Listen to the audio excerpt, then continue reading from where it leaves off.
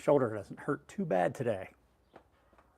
But still, it's not perfect. Let's see who shows up. We are going to talk about a bunch of stuff today. Let me get this. I don't know what's up my throat. Chat filter, allow all messages so that I can see all of the messages from you beautiful people. I may have taken a muscle relaxer right before we started this stream. And I did have some coffee that my buddy did not tell me was double caffeinated. I have had about too much caffeine.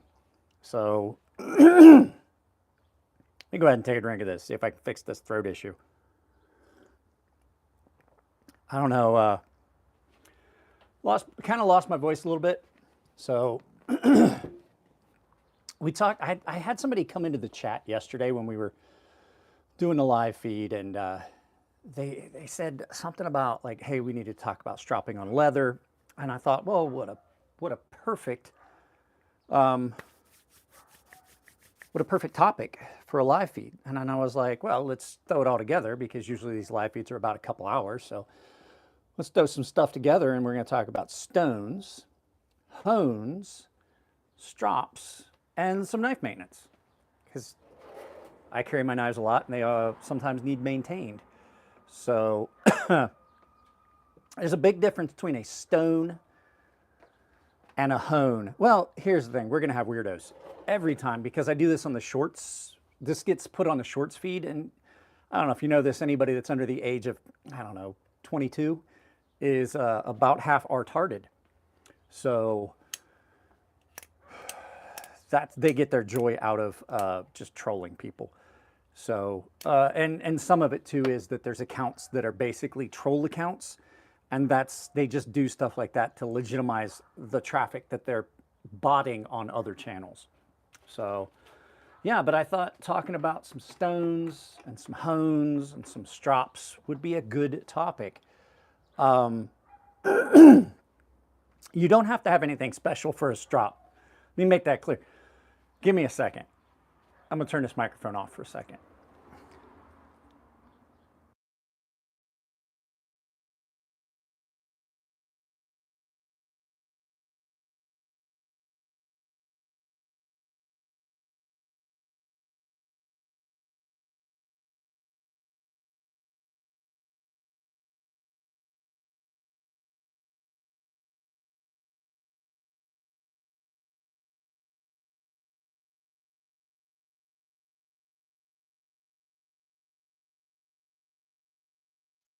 Sorry. That should be, we should have audio now. I didn't want to, I gotcha. I thought I got the microphone turned back on, and I did not. I'm using my wireless microphone system, and I did not get the microphone turned back on. I apologize. That's embarrassing. But like I said, I'm on narcotics and muscle relaxers, so there's going to be weird stuff that goes on. And I apologize if the angle seems weird, if my head seems really small. I look like that. I look like either the character from Beetlejuice that got the shrunken head, or Corinne Jean-Pierre in that suit that she wore at that one press conference. I'm not sure which. It's just the weird angle that I've got the camera set up at so that I can stand here and do this. At any rate, strops are easy. Strops, you can do just strops out of a piece of leather. And everybody's like, oh, leather won't do anything. You're not trying to sharpen, you're not trying to do that. And the tanning process for leathers leaves some of the silicates in it. And it's the same with wood. You can actually strop on a piece of wood. That's why you can strop on paper and things like that. So we're going to talk about that in a little bit. But the first thing you got to have is a stone. So in the sharpening process, you go from sharpening. So you go from, establishing your edge, which is profiling, then into actual sharpening, where you establish your microserrations, then honing, where you're moving less material, just refining the edge, and then stropping is a way to maintain your edge. Now you can use a hone to maintain your edge depending on where you're at in how dull that knife is. Oh, your knee is killing you? They put me on prednisone, so nothing is killing me. So all my joints that typically would hurt, have a lot of inflammation, have zero. So it's not a full-time fix, but it absolutely has helped my shoulder. So when you're sharpening, you have to start a lot of times on a fairly coarse stone, and you can get by. And we're out here because I wanted to sit down on a couch to do this, but this is where all my sharpening stuff is. So this is an actual stone that I use for reprofiling. You can see right here, see how coarse that diamond is on it. This is going to allow you to remove a lot of material really fast. And when I say profiling, what I'm talking about is if that edge is either too blunt or it's really just chewed up and you have to remove a lot of material, you're going to have to reprofile that edge. So on your knife, this primary grind here comes down, and then there's a secondary grind, which is your edge. And a lot of times you're going to have to reestablish that, and you need something that's a little bit more coarse to do that. So I have a lot of stones for that. I have this one, which I think this is a I think it's 130 grit. And then I have a couple of stones that Aiden sent me. This one is a 230 grit. This one's a 130, so this one's in the same realm as this one. I don't think this one works as well as my Atoma. But these are 3M stones, so this is a 230 grit. I have more coarse stones than I have a couple 100 grit stones in here.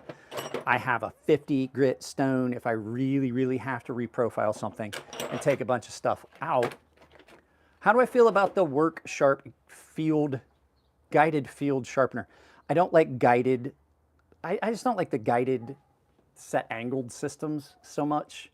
And it's typically what happens is you get that, you pay for like all the cool stuff that goes with it to make it work, but then the stone itself is substandard, and then you're limited to a couple of grits, especially like on some of those ones that has the ramp that guides you. You only have like 3 grits, and that might not get you where you're going. It's not going to work on all steels and things like that. So the Work Sharp stones, I don't know. I've never really used them.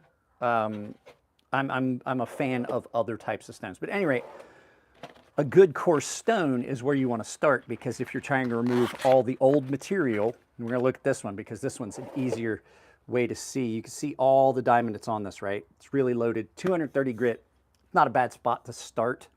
And it allows you to establish the angle you want, and you're going to remove all the material that's either been chipped or fatigued and things like that, because when you use a knife, you're putting tension, a lot of strain on the edge. That's a thin piece of metal that you're using, and if you flexed it at all, it's like bending a paper clip. If you're cutting and you're flexing that edge, you can only bend a paper clip so many times before it breaks. Same thing with your edge. Your edge is only going to stay so long, and as you're using that edge, you're flexing that steel, it's going to fatigue and it's going to break. You want to remove all that old material. But we're also going to talk about the nice thing about being able to flex that material when we talk about strops. So at any rate, as you're cutting, the edge wavers back and forth, and it'll do it so many times before it breaks off. That is a loud helicopter. So what you're going to have to do is you're going to have to remove that material. So when you're using the stone, you're removing all that material. That's all you're doing. And when you're profiling, you're setting that edge, and then you're going to work your way up through the grit. So you've got to have something coarse to be able to remove that material. The coarse stone is going to do the majority of work. The coarse stone is what's going to do the majority of the work when you're sharpening. Now, I'm not gonna sharpen. Oh, hey, look, it's Diddy's boyfriend. So that's the one that's going to do the majority of work. It's going to set your angle. It's going to, I didn't do that. It's going to set your angle. It's going to remove that old material. You're going to establish, that's when you are going to be able to maybe thin out your angle if you're not happy with it. I have a couple knives recently that have come in that I'm not happy with the edge on, the angle that it's at, and I'm going to resharpen them. I'm not going to show you which ones they are because you haven't got to see them yet. I may not even do a video about them. But at any rate, if your angle is too steep, is too blunt, you're not going to be able to cut the way you want. And if it's too narrow, too thin, you're not going to be able to use that for a lot of hard use cutting. You're going to run into problems where your edge is weak. This is a really strong edge, but it doesn't cut very well. This edge cuts really well, but it's going to break pretty easy. So you got to find that happy medium. And at this point, I've sharpened thousands of knives. I know exactly what I want the angle to be and what works best. And it's just it's a muscle memory thing, a mumble memory thing. That's what I almost said. This knife is probably going to get resharpened soon because I've been using it. this is probably going to be something that we do in a live feed when my shoulder's feeling better. But having a good coarse stone is going to set your base. And this is where you're going to spend most of your time. This is where you want to spend the most of your time, because if you try to do it as you move up in grit, it's going to take longer and it's going to wear your stones out. So get a good coarse stone and do all the pre-work on it, right? You can do all your pre-work on this stone because this is what it's made for. When you move up to something, even though this is really aggressive, this is a 400 grit stone. Like I said, 230, 400. You've stepped up significantly in the grit. This isn't going to be as quick. You're going to take longer because it's not as aggressive. You're going to have to trying to remove more material with this is going to be detrimental to the stone and your time. So on this stone, you're going to want to, I call it passing the burr.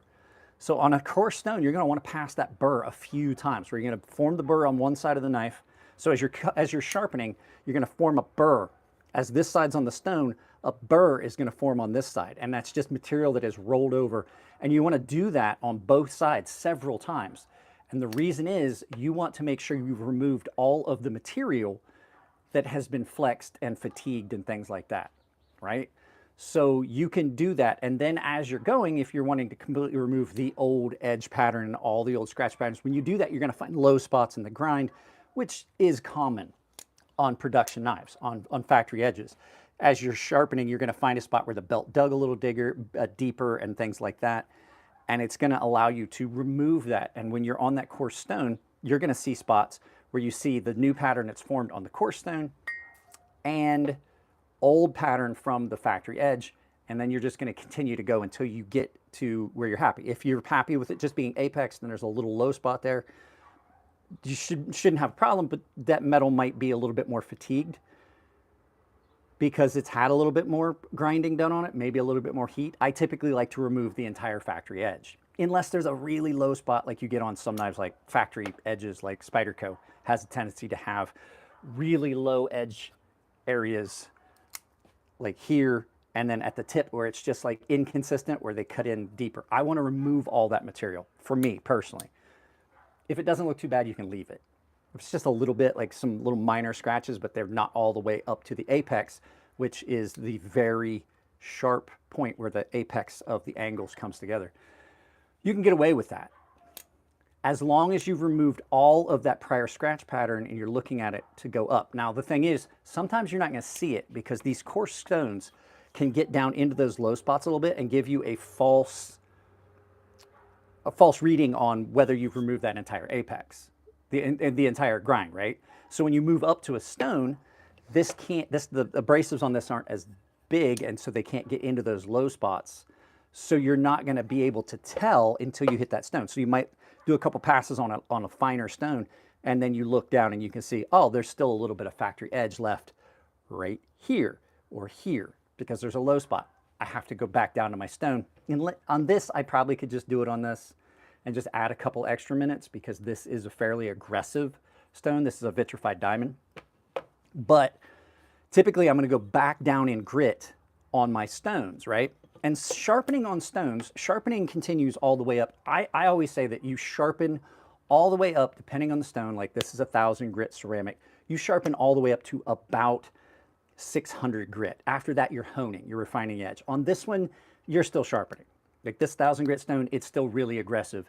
You can actually take a dull knife from no edge to sharp on this stone. I've done it in a video I did about this stone.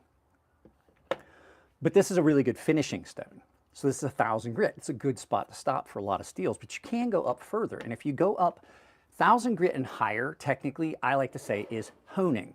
So when you get above 1,000 grit, you're not removing much material, you're just refining the scratch pattern that's there. It's still an element of sharpening. But when you get up above it, like this is an 8,000 grit ceramic. When you get up into this range, like that feels like a countertop. Smooth. This will give you a really fine polished edge, and it refines the scratch pattern. So when you're sharpening, the whole point of it is, technically you do all the work on that coarse stone, On this core stone is where you set your angle. This is where you set your profile. This is where you remove the material. And then as you're going up, even though you're still sharpening, you're still removing material, still refining all the way through the entire sharpening process. What you're doing is that coarse scratch pattern, you're refining it, bringing it down, making a finer scratch pattern. You have to kind of pick where you want to stop for that. If 1,000 grit works for you for everything, you stop at 1,000 grit. Some steels, 1,000 grit's too much. S35VN has a tendency to want to be 1,000 grit or lower. Some other steels you don't want to take it about, like Magna Cut. Magna Cut off of this stone is really, really, feels really sharp, but it doesn't have a lot of bite to it. And that's because of the fineness of the carbides. Other steels you can take all the way at 10,000 grit and their carbides are real irregular, so they stay bitey at the very edge and they still have that too. 14C28Ns like that. It has a lot of really irregular carbides and things like that. So it was Ron Dobbins. I'm carrying a Sweeney Mars carbon fiber golden design nugget in Jack Wolf Venom. Nice, nice. Yeah, everybody hit the thumbs up. So as you're going up through this, what you're doing is 400 grit, 600 grit, 1,000 grit, you're getting finer. You're getting a finer cut. So your micro serrations that are on your edge, if you sharpen a knife, you'll see it. And you see it on factory edges too. They're not micro serrations on those are macro serrations. But basically, those micro serrations are what do the work. That's what does the cutting. It's like a unidirectional saw blade. So if you're sharpening a knife properly, as you're addressing the stone, you're going this way, right? Which means that those micro serrations are going this way, like a cross cut, you know, like a draw cut saw. So as you pull this way, those little micro serrations are going to cut into material, cut into whatever, you know, whatever it is you're wanting to cut. That's what does the cutting. And then the carbides are the hard parts that are the tips of the teeth. Have you ever noticed how like the tips of the teeth on a saw are different color? It's because they've been hardened. Same concept. Carbides are harder than the surrounding steel, really, if you want to know the truth. And that's what does the cutting, and that's what holds your edge, and that's what it gives you your best cut possible, right? So when you get above 1,000 grit, I like to say you're into honing, but then there's other types of hones. So we talked about sharpening, and these stones are great. I have a lot of these. I have 3 of these diamond plates. I have vitrified diamond. I have several ceramics all the way up to 15,000 grit. I have a lot of aluminum oxide stones. I have some oil stones. So what stone you use? My day is going fine, Ron. How's yours? Sorry, I just saw that. So all of these stones that you would, I haven't sharpened Spy 27. So, I mean, but it's up to your personal preferences. Preferences in your beverages.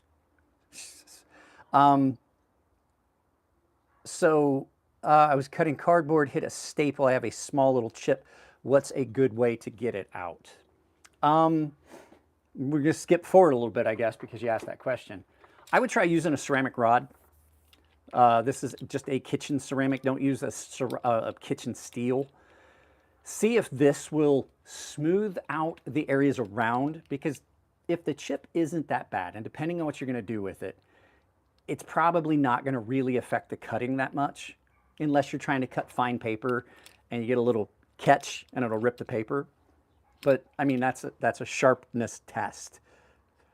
So I would take a ceramic rod and just give it a pass, just like you would in the kitchen, and see if you can remove the hard edges of the chip, and then when you get to sharpening it the next time, take it out. You don't necessarily have to remove a chip. Hey, Matt.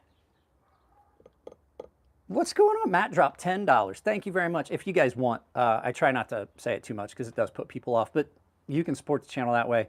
And since that's there, you can drop super chats. You can also use the affiliate links that's in the descriptions down below in the videos. They absolutely help out. And check out Coffee Brand Coffee.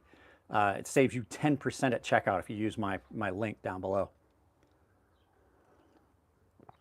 Just make sure that at checkout, you make sure if you want I wouldn't recommend the subscription. Like it asks you if you want to get a subscription or one-time purchase. Go with a one-time purchase. That way you can try the other coffees.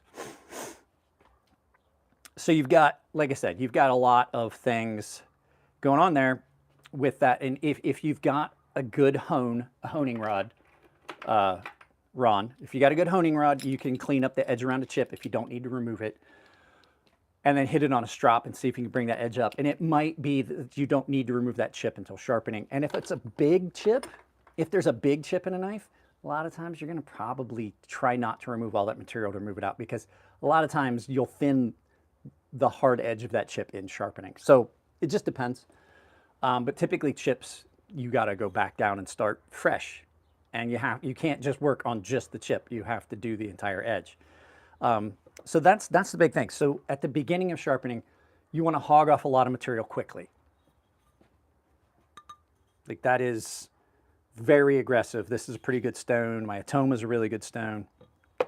And then as you work your way up the grit, you're refining that pattern that you've established. You're just refining the scratch pattern till you get.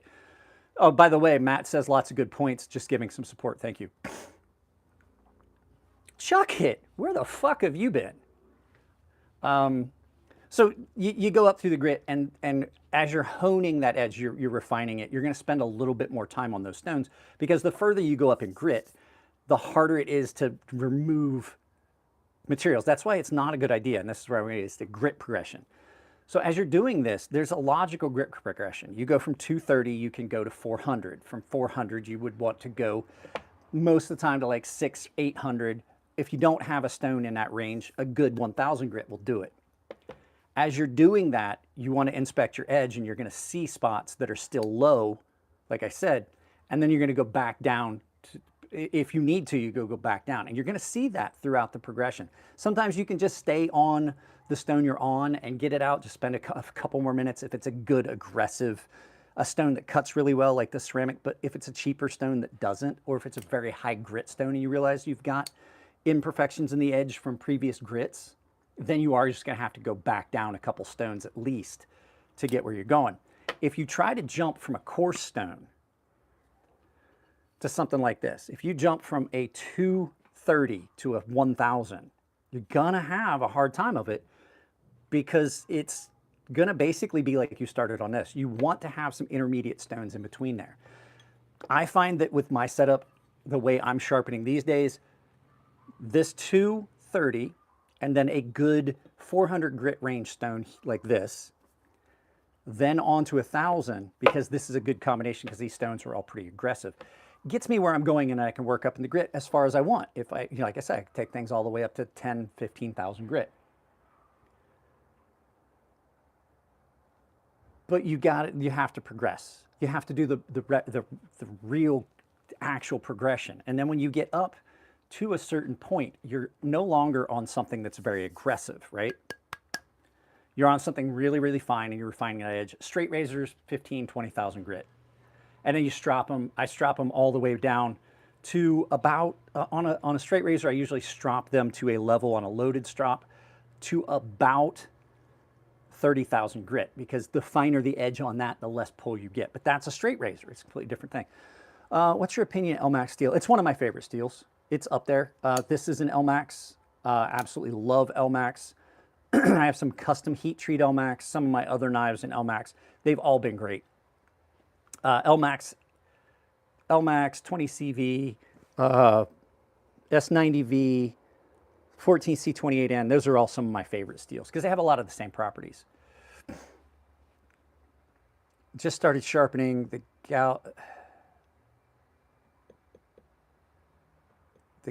gouge is at the tip of the knife almost. The nice thing about freehand sharpening is you can focus on specific areas if you want to remove more material, and then you can even that in, and it really doesn't affect, because you have a lot more control than you do on like a fixtured system. And I don't know how long this is going to last. I've got a headache just all of a sudden. I don't know. So when you get done sharpening, there's a couple things that I recommend, and this is where the hones and strops come in. Now, this is a Spyderco ultrafine ceramic. This removes almost no material. Now, these are used dry. All the other stones you saw, you use wet, right? Or with oil for oil stones. All the other stones I showed, you use wet. These are to be used dry. and I mean this is just a piece of ceramic. It does not remove any material really whatsoever. It will polish the shit out of the edge of your knife. And it will clean up little imperfections. So what I do when I'm sharpening is, this is done as a final step. This is a burr removal pass. And it's simply after I've come off all the stones, and I've been using this, so I am gonna hone this because I use that for the same purpose. I'm just gonna lay this on here. I'm just gonna do a couple passes like this, just to make sure I've removed that burr, and then I'm gonna graduate to a strop. And we're gonna talk about all those, but hones are important. I'm gonna graduate to a strop to do my deburring pass. This is loaded with 9 micron on this side, 4 micron on this side. I'm just gonna take a quick pass on the 9 micron, or I'm sorry, the 4 micron, and then I'm a final pass on the 9 micron. And that should make sure that you've removed all your burr. You can use any type of leather strop you want. You can use, I've got a couple paddle strops that are loaded. This was loaded with 9 micron diamond on one side, chromium oxide on the other. 4 micron on balsa, 9 micron paste on balsa,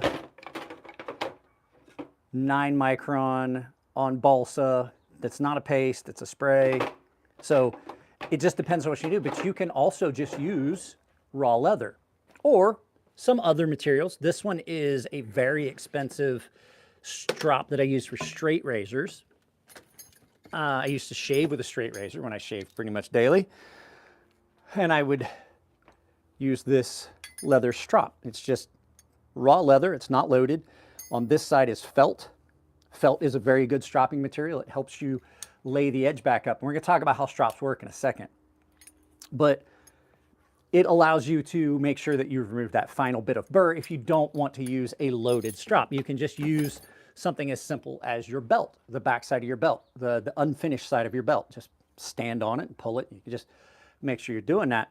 And what the stropping process does is it can be an intermediate between sharpening and honing. You can use it to just try and knock the edge up. So, but at any rate, a hone is something that you're going to use if you've already sharpened and you don't want to have to go back to sharpening. Use something that's really, really fine like this. And if you're maintaining your knives properly, you're gonna, these two items, a hone and a strop, are going to allow your knife to stay sharper for a lot longer. So you don't really need to go back to sharpening as often if you're doing this. But now there is a caveat to this. This does remove a little bit of material and it's very, very fine. So every time you're doing honing, you're technically making the edge finer than it was. And you can get to a point where your knife doesn't cut the way you want, and then you just have to go back to sharpening. But at any rate, a hone can be used if your knife's just starting to not cut the way you want it to. Well, technically a strop would be where you would start, but we're gonna talk about hones because we're working our way up. So if your knife's not cutting quite the way you want, there's different types of hones. This is a honing rod. It's a ceramic rod. It's exactly the same as this. It's a very, very fine, very, very fine abrasive. Hang on a second. I'm getting ready to start coughing and sneezing. I'm gonna turn the microphone off.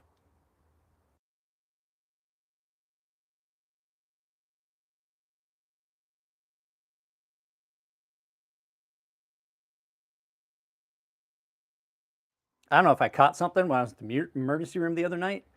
I just did, yeah, I just said you can definitely use a leather belt. I got to put this on Do Not Disturb. Hang on. You absolutely can use a belt as a hone. It's just leather. Like I said, leather, any type of leather, basically. Raw leather that hasn't been like finished with the shiny stuff like that, it's great, right? It's great. What's my favorite Vosteed? It's the Vosteed Mini Nightshade. But hones aren't going to remove very much material. They're removing a minimal, tiny amount of material, right? And so that allows you, as you use a knife, like I said, you're flexing things out and bending things, and you're causing some stress to the blade. This really, really fine abrasive is going to kind of refine that edge back up.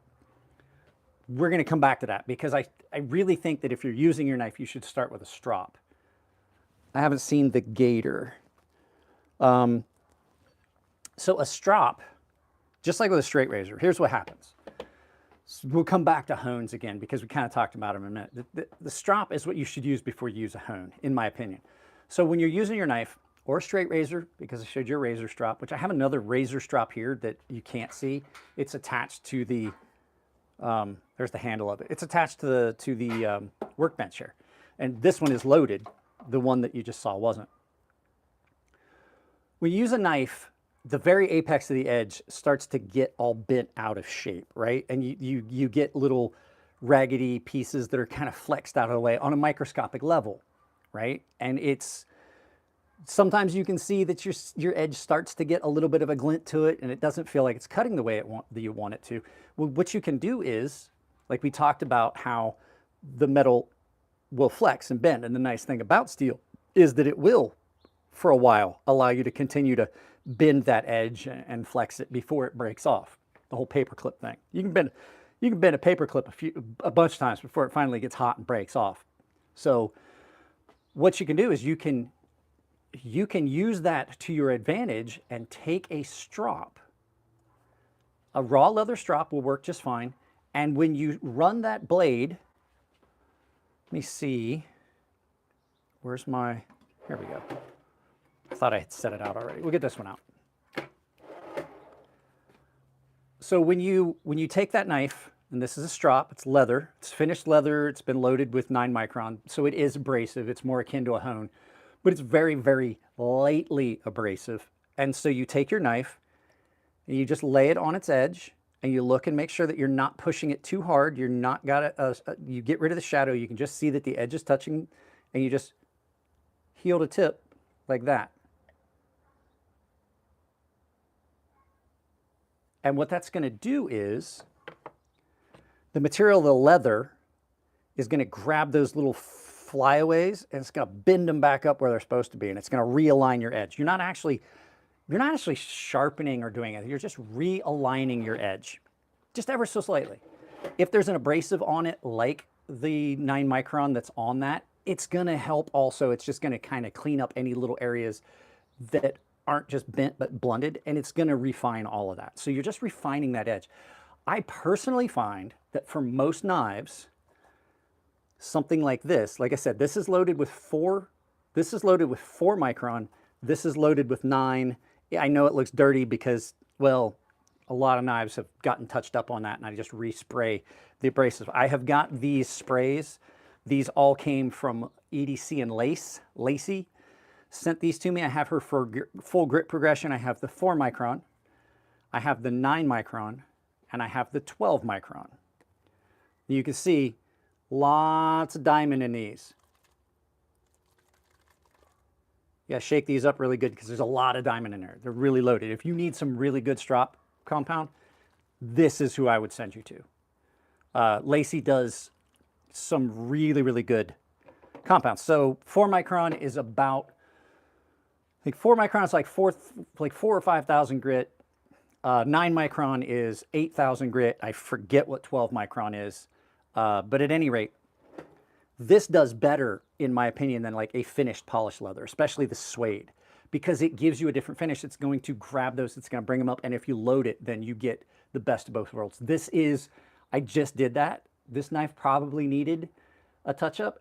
It's crispy, crispy, crispy, crispy edge on that. And that's what stropping is good for. So if you get to a point where your knife doesn't feel like it's cutting the way you want it to, and you can either, like me, 2 is 1, 1 is none, I carry a second knife. If you can't get to a strop and you have a second knife, I would use that one, because if you get to a point where you go beyond what a strop could do, then you have to try a hone, and if a hone won't work, then you have to go back down to stones. If you are in a scenario where you can stop what you're doing and strop your knife when it gets to that point, you're going to maintain that edge a lot longer. So there's a reason that this is loaded and it's on the stone. One, because it's convenient, because it's leather and it turns itself into a strop and the stone's in it. But I have this here, and if I take this with me somewhere, I have everything I need. If I try to strop it and that doesn't work, I can go to a hone and try to hone it, because this is actually more abrasive. Those are just edge maintenance steps that you can do. What's the edge angle you're supposed to hold your knife at when you're sharpening it? That's the nice thing about sharpening, Ron. When you're sharpening, the nice thing about it is you get to figure that out on your own. Some knives do really good with a very thin edge. Some knives come thick from the factory. This knife has got a wider bevel than a lot of my other knives. You know why? Because this knife is a little bit thicker behind the edge than some of the other knives that I own. If your knife doesn't cut the way you want, you can adjust the angle of it. If it's a thicker knife stock and you want it to cut better, you thin your edge. If it's a really, really thin knife, you might not want to put a thin edge on it because now you've got thin behind the edge, thin blade stock, and then you can blunt that edge up a little bit and it will still cut incredibly well. Case in point. I will show you right now, case in point. We're kind of off the topic of the stones and everything, but it's still a very viable topic. This is the Steingraber knives, Steingraber Performance Knives Lamia. This knife is really, really thin behind the edge. Very thin behind the edge, thin blade stock that tapers down and stays thin behind that edge for an incredibly long time. This knife will cut with no edge on it. I did a video where I took the edge off of this knife on the ceramic rod and I still cut up a ton of cardboard in that video. For this knife, because the blade stock is so thin, I'm going to want a little bit thicker edge. Sounds counterintuitive. The edge is just the icing on a cake. Because the material is so thin, I can go with a thicker edge because what's behind it is not going to then also bind.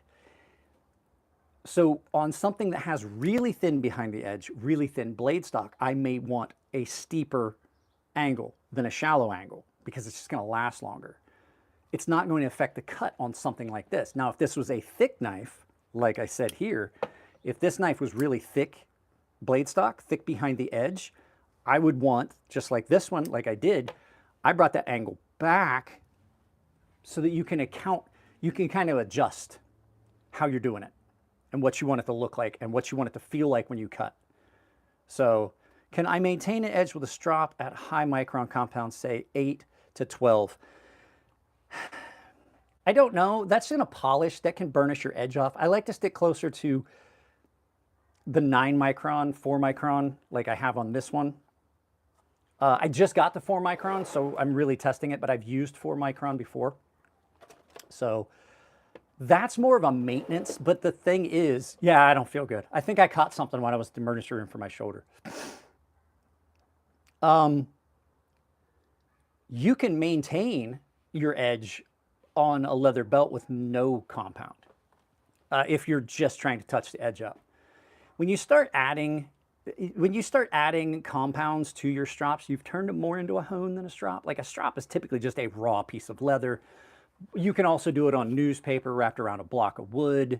You can use a piece of wood and things like that. So those are all viable ways. As a matter of fact, some steels respond really well to paper. Newspaper or magazine paper, like the magazine paper wrapped around a block or wrapped around your sharpening stone can be used as a strop really well because a lot of times the ink has got clay binders and things in it and little micro abrasives. Phone book or newspaper, the binding agent that holds the paper together is a ceramic mud that they use. And that's when, if you've ever seen how they recycle newspaper, you see all that frothy, like nasty, when it first gets washed through, when they're trying to separate the pulp from everything else, you see that like gray stuff that comes off. It's the binding agent. Now they will reuse that because it's reusable. It's a clay. So I've tried Cold Steel's S35V and it's probably some of the best. Basically, if Cold Steel uses a steel, the heat treat on it is probably gonna be about the best you're gonna get. Sea Blaster 1. That's pretty much what you're gonna, like that's the best heat treat you're possibly gonna get. 9 times out of 10. I have not ever had a bad heat treat from Cold Steel. At any rate, the leather is gonna do the work. There's silicates and things in leather by itself, like here. I do it a bunch of times where I just take my belt off and I'll just stand on it and I'll use this as a strop. I don't use this side of the belt. Yes, this is a well-worn belt. I love this belt. They don't make this belt anymore. I tried to get a replacement for it. It's not the same. Different companies bought them out, and now it's shit leather. But this is a very good leather belt. The back side of it here, I use as a strop. Just step on it, tighten it up, do the stropping motion on this, put your knife back in your pocket, put your belt back on, and you should be good. You can do that a bunch of times before you need to start sharpening. If you find that your strops are no longer working, that's when you graduate further down. Actually, I'll just leave that off. It feels pretty comfortable with that off. I should have done this in sweatpants like I did yesterday. At any rate, if your strops aren't working, you're just not getting where you want, or you can see that there's definitely some damage to the edge. Like when you look down at it, you can see a shiny, I know why my head hurts. I'm trying to read. I found my reading glasses. Hang on a second. If you notice that your strops aren't working, that's why I've got a headache. 100%. I'm trying to read comments without my reading glasses. It's okay. I have a whole box full of them in the house.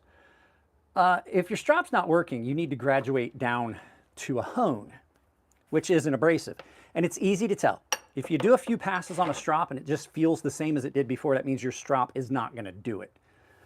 So using a hone, which is a very, very fine abrasive, will maybe do some of that repair. And this is where I said, like, keep an eye on what you're doing. If you're using a knife and it just feels like it's not doing what it wants to do, and you've got the ability to use a strop on it or take off your belt and do that right where you're at, if you do it then, you can avoid having to go back down through the process into sharpening.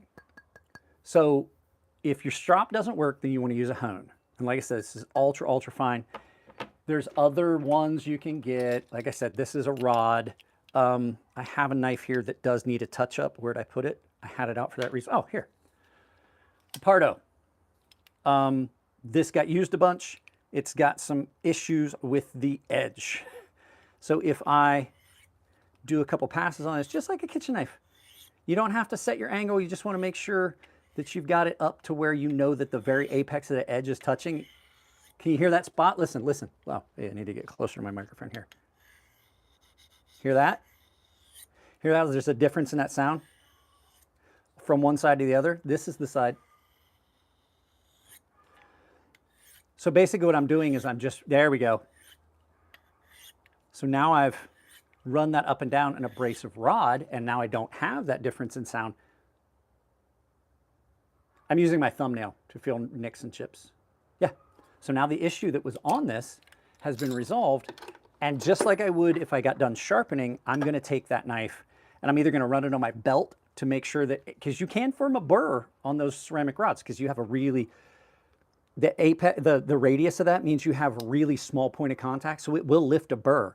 So I'll take either my belt or my strop and I'll do a couple passes on this, right? And now that is very sharp. That edge, I should have done a cut test before. I should have done a cut test before to demonstrate the before and after. Where's my paper? There we go. Presidential election guide. I keep these because really, really good test medium. So it's not perfect, but that will maintain it. If I had spent a little bit more time doing it, that is going to maintain your edge and keep you in the area. And then, like I said, this type of material is great as a strop. You can literally just wrap it around a stone, and the ceramic binding that's in this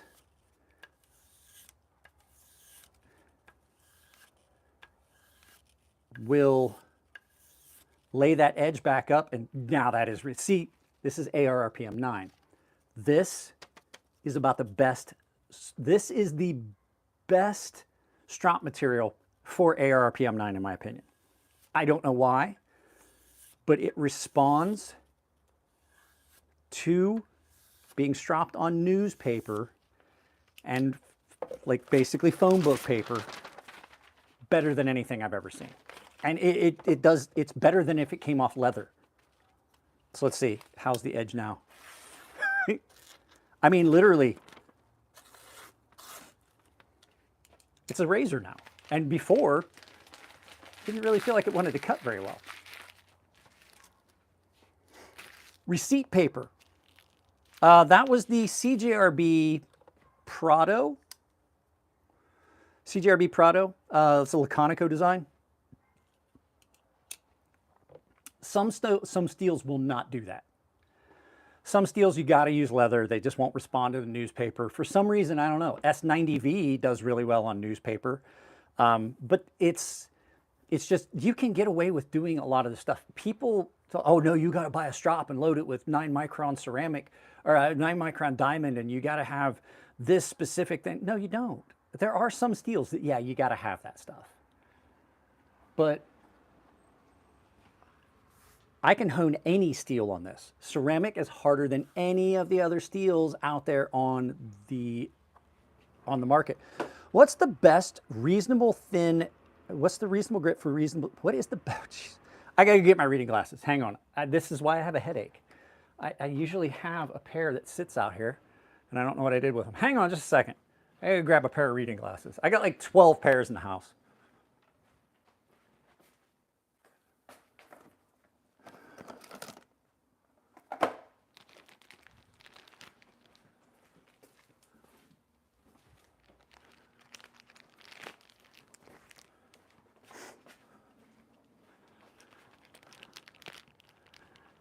When you're old and forgetful and clumsy like me, you buy them in boxes of 5.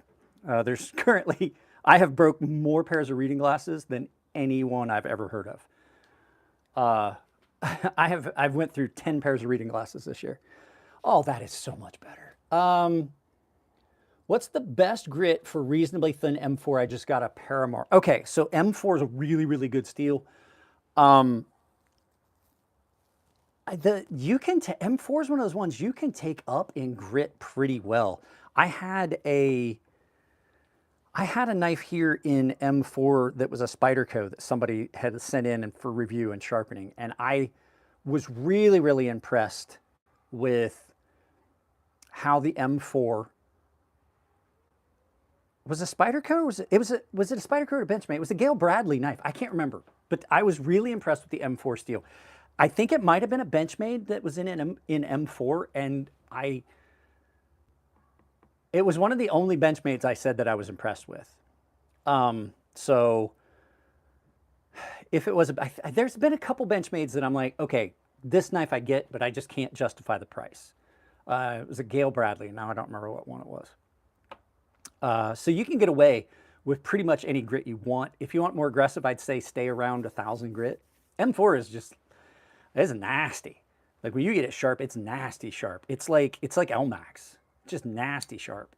Like this, just terrifying out of the box. It needs sharpened. This one, now that I've honed it up and stropped it, is ridiculous. By the way, I don't have 2 of the same knife. I have one that looks like it got stuck in a dryer. As a matter of fact, let me see if I can, let's try this. So this does need a little bit of touch up because I've been cutting cardboard and stuff because I want to see how this knife cuts. This is my knife, I just got it. We're gonna do some 4-micron on some coarser. This coarse suede is really good. So if you're gonna do this, if you have something like this where one side's finer and one side's coarser on the leather, put your more aggressive compound on the coarse side, and then your finer, this is, like I said, 9-micron, 4-micron, 9-micron on the other side. And now, oh yeah, see? I don't need to sharpen that now. So,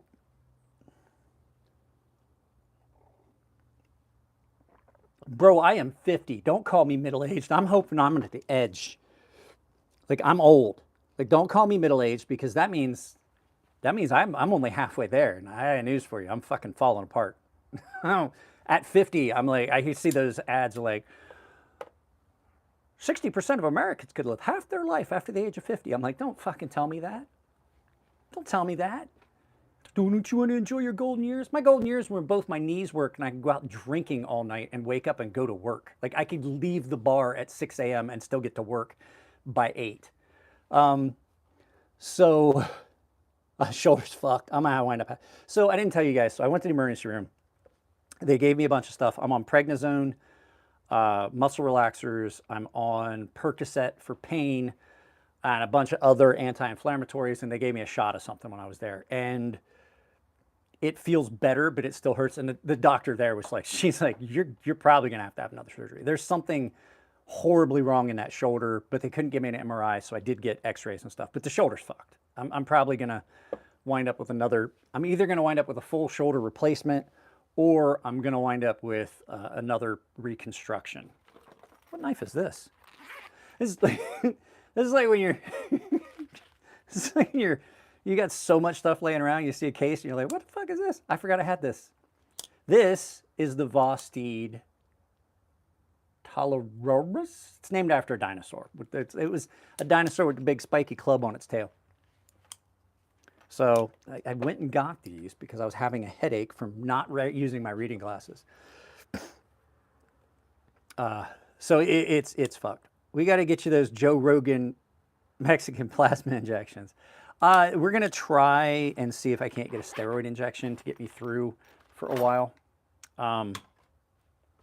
So strops are, like I was saying, I don't like CTS XHP unless it's by a couple of companies. There was a couple of people that did really good CTS XHP. Spyderco did not. I did not like their heat treat on it. It held its edge for a long time, but I just didn't like it. Julia Kwan, hello, hi to you too. I just didn't like it. Cold Steel's XHP was amazing. So, yeah, strops can do a lot for an edge, but if you wait too long, you're going to have to go to a hone. And if you go to a hone and a hone doesn't quite get you where you want, you're going to have to go back to sharpening. So I do recommend, I recommend if you're using a knife and you use it for, how do I say this? There's some caveats to this. Don't strop your knife every time you use it, right? Don't strop a knife every time you use it. Because if you do, especially if it's on something loaded, like this needs cleaned up a little bit, but if you're using this on a loaded, like a 9 micron, if you're using it every time you use the knife, like, oh, I cut a piece of cardboard, got to hit the strop. I cut a piece of paper, I got to hit the strop. Oh, I cut this, if you do that, what you're going to do is you're just going to polish the edge out to the point where you don't have, where's a good case in point? I'm trying to find the knife. Yeah, here. I've got about 1,000 grit edge on this, and that's just where I want it. It's perfect, right? It's perfect. But if I'm constantly stropping it, and I've got this loaded with 9 micron, which is about 8,000 grit, I'm not going to have 1,000 grit anymore. What I'm getting up to is I'm getting a more polished, refined edge, and I'm going to burnish that off, and it's not going to cut the way I want because I've over-stropped it. I recommend only going to a strop if the knife is no longer cutting the way you want it to. If you notice it's dragging and it's pulling, then you touch it up on your strop. If you're using just your leather belt, much less chance you're going to overstrop it and burnish your edge. Just on the strop when it feels like it's not doing what you want anymore. And like I said, there's no abrasives that I've added to this. You can get away with doing like, oh, I just used it, I can do this. Oh, I just used it, I can do this. Oh, I just used it, I can do this. I think if I remember right, 4 micron is like 5,000 grit, 9 microns like 8,000 grit-ish. I looked it up on the grit charts, what it corresponds to, Joseph. But don't quote me, do your own research, but it depends on which grit structure you're looking at, because in Japan, the grit is different. So grit, like a 40 grit or like 100 grit in Japan is different than 100 grit in the States. So it just depends on where you're at. Just look it up. But like I said, whether or not, still, that, or even this, the 4 micron, is much finer than what's on this, the edge that I put on it. So it's, if you hit a couple passes on your strop every day and you haven't used your knife, there's no sense in it. The only time you strop is if you're using your knife and it doesn't feel like it's cutting the way you want, or if you know you used it a bunch throughout the day and you're like, I probably should do it, then you hit it up on a strop at the end of the day if you've used your knife. If you haven't used your knife, stropping is ridiculous. I mean, I do too. I use my knife for everything. Like nothing in the house ever gets, especially any of those things that go easy peel here, like bullshit. I may as well just get my knife now because if I don't, I'm gonna be frustrated. I may as well just cut that open. And I'm like, they're lying. They just printed that on there to, I guarantee that there's like, I was like, is this like a hidden camera thing? So, polish looks good, but I have better luck with 1000 grit mostly. Now, like I said, there are some steels, LMAX being one of them. I can take this all the way 8000 grit and I'm not gonna find a reduction in the cutting capabilities because of the carbides that are in it. The same with 14C28N, the same with S90V, same with 20CV. A lot of your other newer steels though, aren't like that. Some of your newer steels, the super fine grain structure, which is why I don't like, do I have one here? There's a straggler from a box of stuff Jared sent me that I found. This was supposed to go back to Jared over at Knives Knives like 2 weeks ago in that box of stuff. So this is 154 cm. And the edge that's on this is great. See, here's the thing. I don't think MagnaCut does love polished because I don't find that it performs the way I want it to. MagnaCut's a steel that I would stay close to 800 grit because the way I want it to cut and what I want to cut with knives, MagnaCut at a higher grit than that doesn't do the way I want. Same thing with CPM 154 versus 154 cm. 154 cm at 1000 grit feels completely different than CPM 154. CPM 154 has got a fine grain structure. So does MagnaCut, which I'm not knocking it. Some people love that. I don't find that to be what I want. I like steels that I can polish. I like steels that you can take to a polished level to give them that attractive edge, and plus they cut better that way because there's less friction. You have the same amount of tooth, but less friction at the edge. Easier to maintain that edge. It doesn't grab and tear and pull as much, but still gives you that cutting capability. LMAX does that, 20CV, 204P, you know, M390, they're all analogs, 20CV, M390, and 204P. They're all pretty much the same steel. S35VN is a really good steel, but it's one of those ones that you got to stay at 1000 grit or lower for me to cut the way I want it to. So there's just a lot of things. And for you, it may be great, but for me, S35N's a great steel if it's got the right grit on it, the right edge grit on it. Do I like S35VN? I do. I do like S35VN, but like I said, this is an 800 grit edge on this, and it's exactly what I want. Really aggressive. It's still relatively fine, you know, at 1000 grit, 800 grit, 1000 grit, but it's really aggressive. And that's what I want in a knife. I don't want a knife that just has a really shiny edge that then I gotta make multiple passes to cut through a piece of line. This will scream right through a piece of line, and if you happen to have your hand in the way, it'll scream right through that too. This is my Sebenza S35VN, my large 21. Crewware. Crewware is another steel that you can take to pretty much any grit you want. And it holds that edge, and it's ridiculous. How high would I go up in 14C28N? Here's the thing. I've tested 14C28N, D2, and a couple other steels. D2 is a little bit less rust resistant than I would want. But some of those steels, you can go way up in the grit and still, that's what I was saying. 14C28N, you typically don't lose that aggressive edge till you get to like 10,000 grit. And even then, it still cuts fairly well. So 14C28N, it just depends. Like if you want a really, really aggressive edge, 14C28 will take it and it'll hold it and it's great.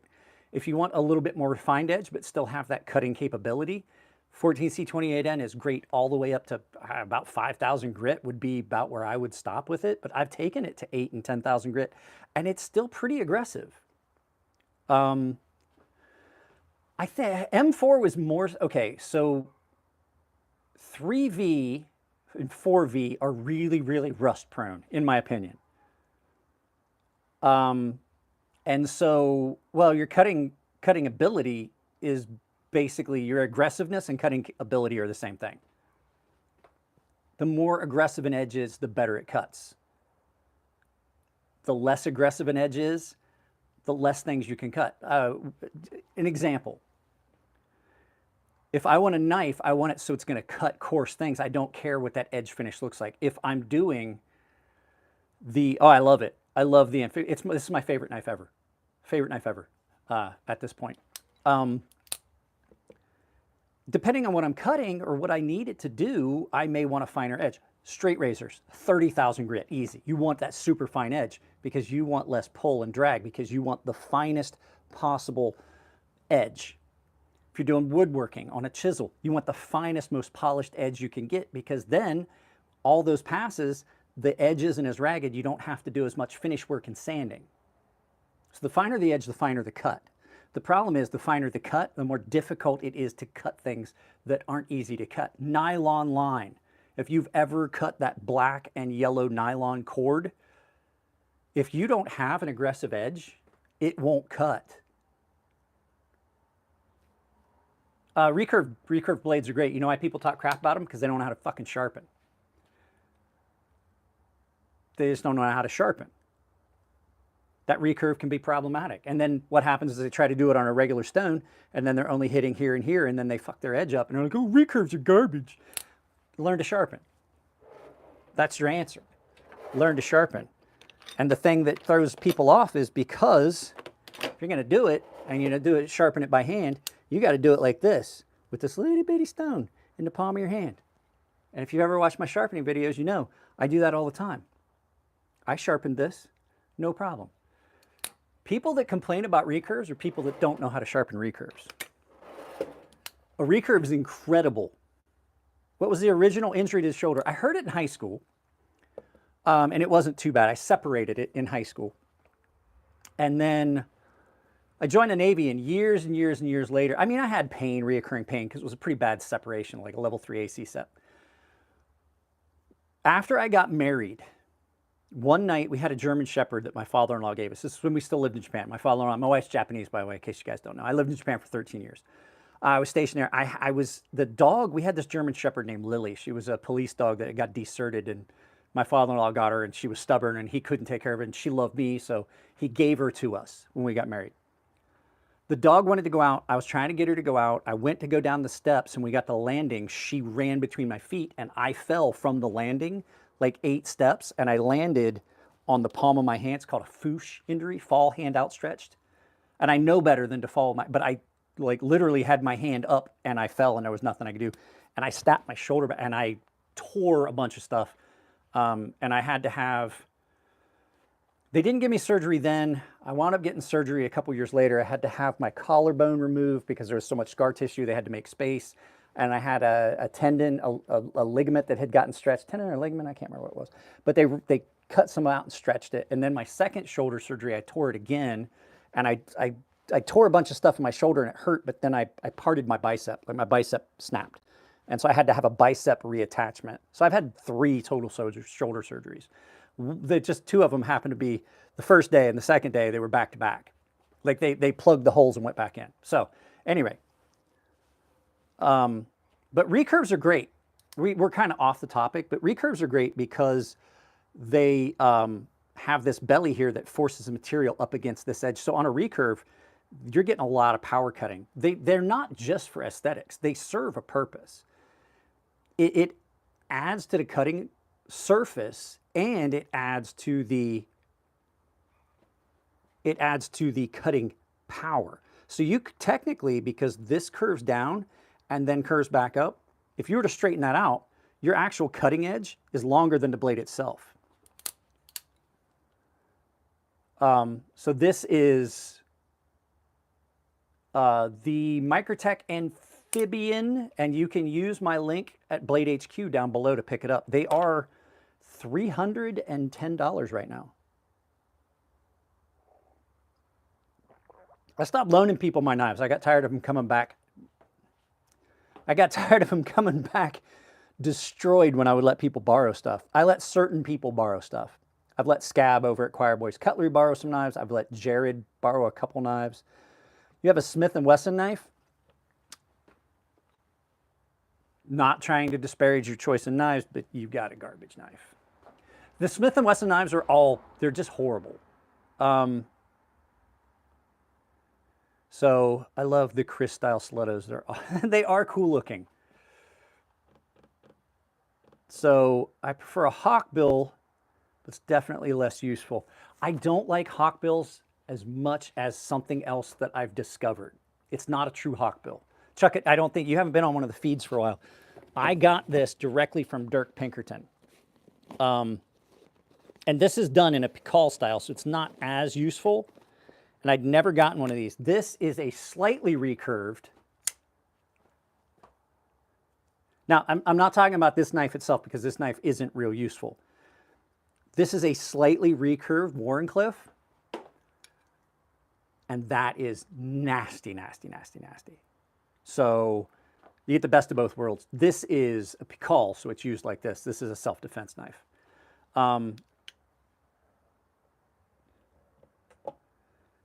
But I don't find hawkbills, I don't find the true hawkbills to be as useful. I have one here, hawkbill or talon like this. This is the Dirk Pinkerton something. I can't remember the name of this one. I love this knife. I just can't remember the name of it. I don't do, I did a video about this a long time ago and I just purged the name of this knife from my memory. But this is a great little knife. And it's a hawkbill style, talon style, not as deeply hooked as some of the others, right? Still a great, great knife. But I think that I like this better. This is the Dirk Pinkerton inversion folding Pikal. So it comes out of your pocket. Let me see. Can I get you guys in frame so you can see it? Let me see. Let me know if the audio changes because I'm messing with the angle of this. Sometimes that screws with the cord connection. So this knife comes out of your pocket like that. The wave feature catches. I don't have any Kubies, to tell you the truth. It waves off the pocket. So really, really useful for a defensive knife. Now I got to bring you guys back up to the proper angle. So at any rate, we were talking about that stuff, right? Hones and strops, and now we've gotten to a point where we're going to talk about some maintenance. Because after you do this, it's a prime time to do some maintenance. So let's put these stones away. Yeah, put some of these stones away. But a lot of people take knife maintenance way too seriously. I like Ernie Emerson. I think he's a great dude. I talk to him every time I see him at a knife show. I like the guy.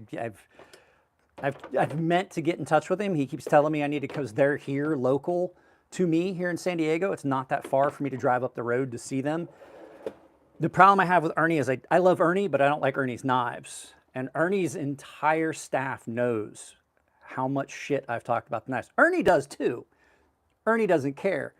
But I'm afraid that, like, I know I can fight, but I don't know if I can fight Ernie Emerson's entire production team out there at their factory up north. I don't think I can do that. But Ernie's like, oh, you need to come up, Mike, you gotta come up. Ernie's a great dude.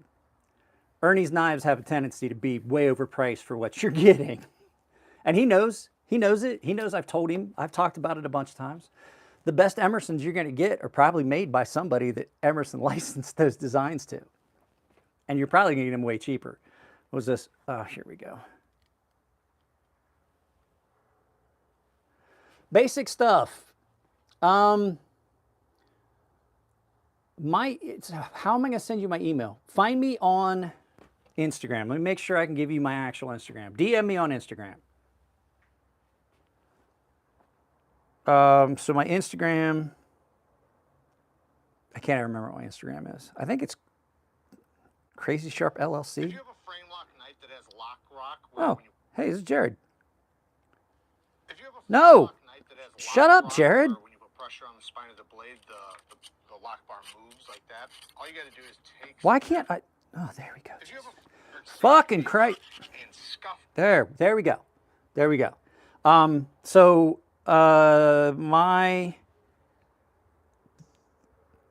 It's crazy_sharp_LLC.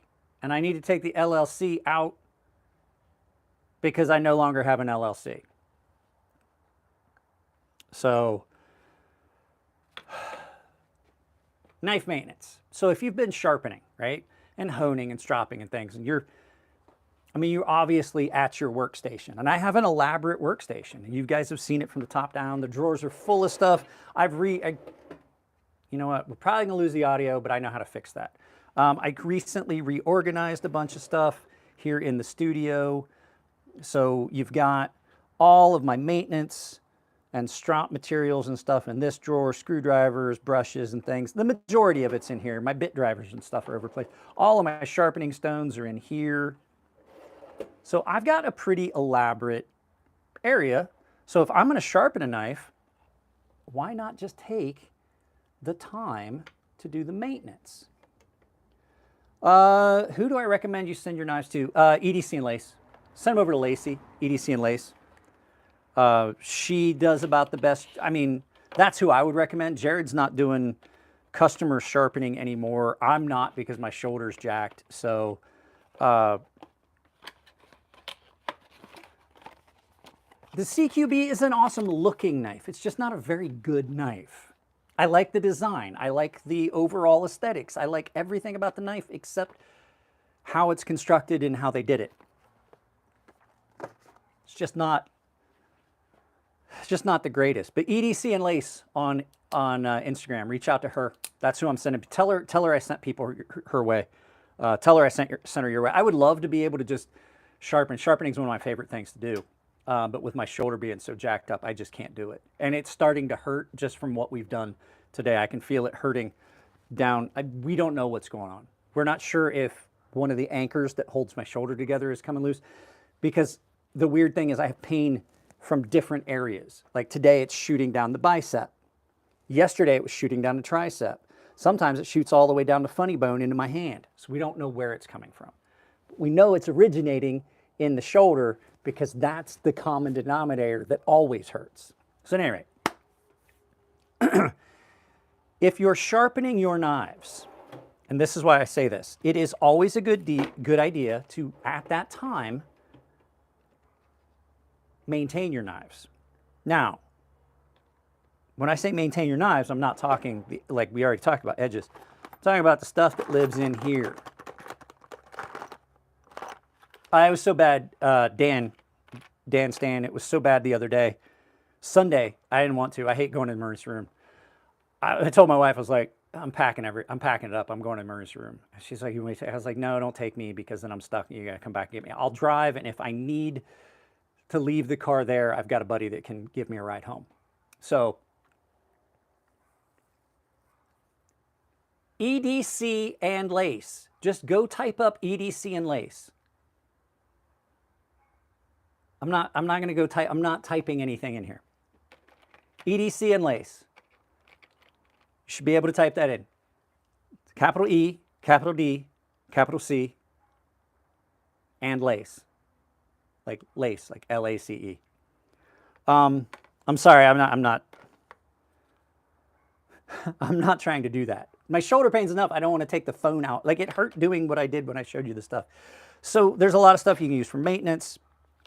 What I recommend, because the reason I say this is because when you're sharpening, especially you're doing water stones, you're going to get grit and contamination into your knife. Now, if your knife is really, really dirty, you can grab some of this other stuff, which is in this little caddy here, which is some more maintenance stuff. This is the stuff I would use, well, the majority of it. Some of this stuff is stuff I use for cleaning firearms. But to take your knife apart? I don't know if I'm going to the California Custom Show. It depends on whether I get called. I'm laid off, so I don't know if I'm going to be working. And if I am working, whether I have the time off. And the other one is, I don't know when I'm going to come off of narcotics and muscle relaxers. I haven't been able to drive since Sunday. So at any rate, the stuff that's in here is stuff you would want for taking your knife apart. Bit drivers, Torx bits, brushes for cleaning stuff, all this stuff. But the fact is, you don't take your knives apart unless you have to. Some people like to tinker and take the knives apart. That's fine. You don't have to take your knife apart. This knife gets really, really dirty. There's a lot of big openings on this knife. As a matter of fact, I blew it out on the live feed yesterday with my air blower, which we're going to look at in a minute. And now it is full of dirt and gunk again, because I carry this in my pajamas even. Like, I carry this knife all the time. So if you're going to maintenance your knives, there's some easy ways to do it, right? This is a spray bottle full of almost 100% rubbing alcohol. I got this from an electronics maintenance company. It has significantly less in it because even in a sealed container, this evaporates. I have a bigger bottle of it. I also have another spray bottle, which is not where it belongs. This is like 70% isopropyl, right? This is isopropanol that's used for cleaning electronics. At any rate, that's what we're getting to, OJ. So when you sharpen your knife, you're going to wind up getting some grit in the pivot area, right? Well, you're going to want to clean that out. So one of the easiest ways to do it, don't laugh, I have a spot in my shower that has a little shelf where I put my iPhone, and if this knife is really dirty, I'll take it in the shower with me, and I'll rinse it out really good under the shower, and then I'll dry it out really good, and then when I come back downstairs, I'll put a couple drops of oil in it. You don't need to take, this knife is intricate and can be problematic to take apart because of the way the spring is for the lock mechanism, stuff like that. There's plates and shit in here, and this pivot isn't just keyed, it's keyed like different directions, so you can adjust the tension on this and set your space. It's got a it's got like different points on it where you could tighten that over and lock things in, and if you start to get blade play. So you don't necessarily have to take your knife apart. Take your knife. Here's a bigger one for an example. Take your knife, look down in it, like any of your knives, take a look down in it, and you're going to see that there's a gap in there that you can see light through the bearings on. Like, I can see every one of those bearings. Put it in the sink. Spray it with some fucking cleaning agent. Rinse it out really, really good with hot water. Make sure you got all of the gunk out, like the soap and everything out of it. Wash it out really good. And then just either use a hair dryer. If you used canned air, use canned air. Or purchase one of these, which is going to save. Canned air is fucking expensive. You know why I bought this? It's $45. I use this all the time. I clean the workstation with it, like I did with canned air. When I realized that canned air was like $30 for 3 cans, it's like $10 or $12 a can now. I looked at that and I'm like, this is $45. And I can recharge this and use the, as my buddy marked it, the Blowjob 3.0.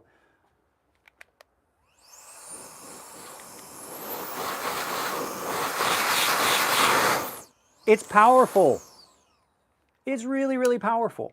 So what I'll do, wash the knife out in the sink, right? There's a reason I talked about this. Wash the knife out in the sink, rinse it out really good. Spray some rubbing alcohol in there, like 70 to 90%. Like I said, this is like 99%. And it evaporates really, really fast. But that will displace the water that's in there, right? Then you use your blow dryer, not like a hair dryer. I don't have enough hair to need a hair dryer, but use something like this. Blow what's in there out, get it good and dry. Then that little gap that's in there that we talked about where you can wash those things out. And when you're washing that knife out, do that a bunch. And it's going to help clean out all your bearings and stuff where you got soapy water or, you know, spray and wipe or grease, whatever you want to use, right? Just try, there's some solvents you want to avoid. Like sometimes these have plastic. I know they're Delrin and they're pretty solvent resistant, but I avoid most solvents unless it's like rubbing alcohol. Displace that water, blow it out. Then this is the best stuff for oiling. This is KPL. I have the KPL Heavy for on pivots, or I mean on detent balls. And then this is KPL Ultralight. I use this on OTFs because they need lubrication too, out the front switchblades. You take this and you put a drop on either side. See that little gap there between the blade and the scale? Just put a little drop of it and it's gonna suck down in there. And it's gonna clean, it's gonna get in there, and after a couple times of doing that, doing this, it's gonna lubricate the entire thing. You don't need to take your knife apart to clean it unless, one caveat to that, unless your knife is, when you wash your pants, turn your pocket out and get all the fine grade silica out of the very corners accumulated over time. It gets in your pivots, it's sand. Yeah, it does. And everybody gets it. It's in everything. I don't do that very often because I just clean my knives fairly regularly under the sink. I just wash them out really good. What was I saying? I was saying something. If you wash them out like that and dry it, can you use WD-40? I don't use WD-40. It's a solvent. WD-40 evaporates really good. The only thing I use WD-40 on knives for is if I've got a knife and it's got a ton of adhesive on it and I just want to remove it real quick because it does stop the cutting ability. It stops you from being able to cut. So a lot of times I'm doing cut tests out here in the studio and you get adhesive.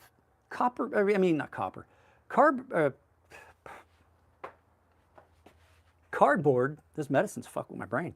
Cardboard has adhesives in it, the binding agents, and it'll start to stick to the blade. Then your knife doesn't cut.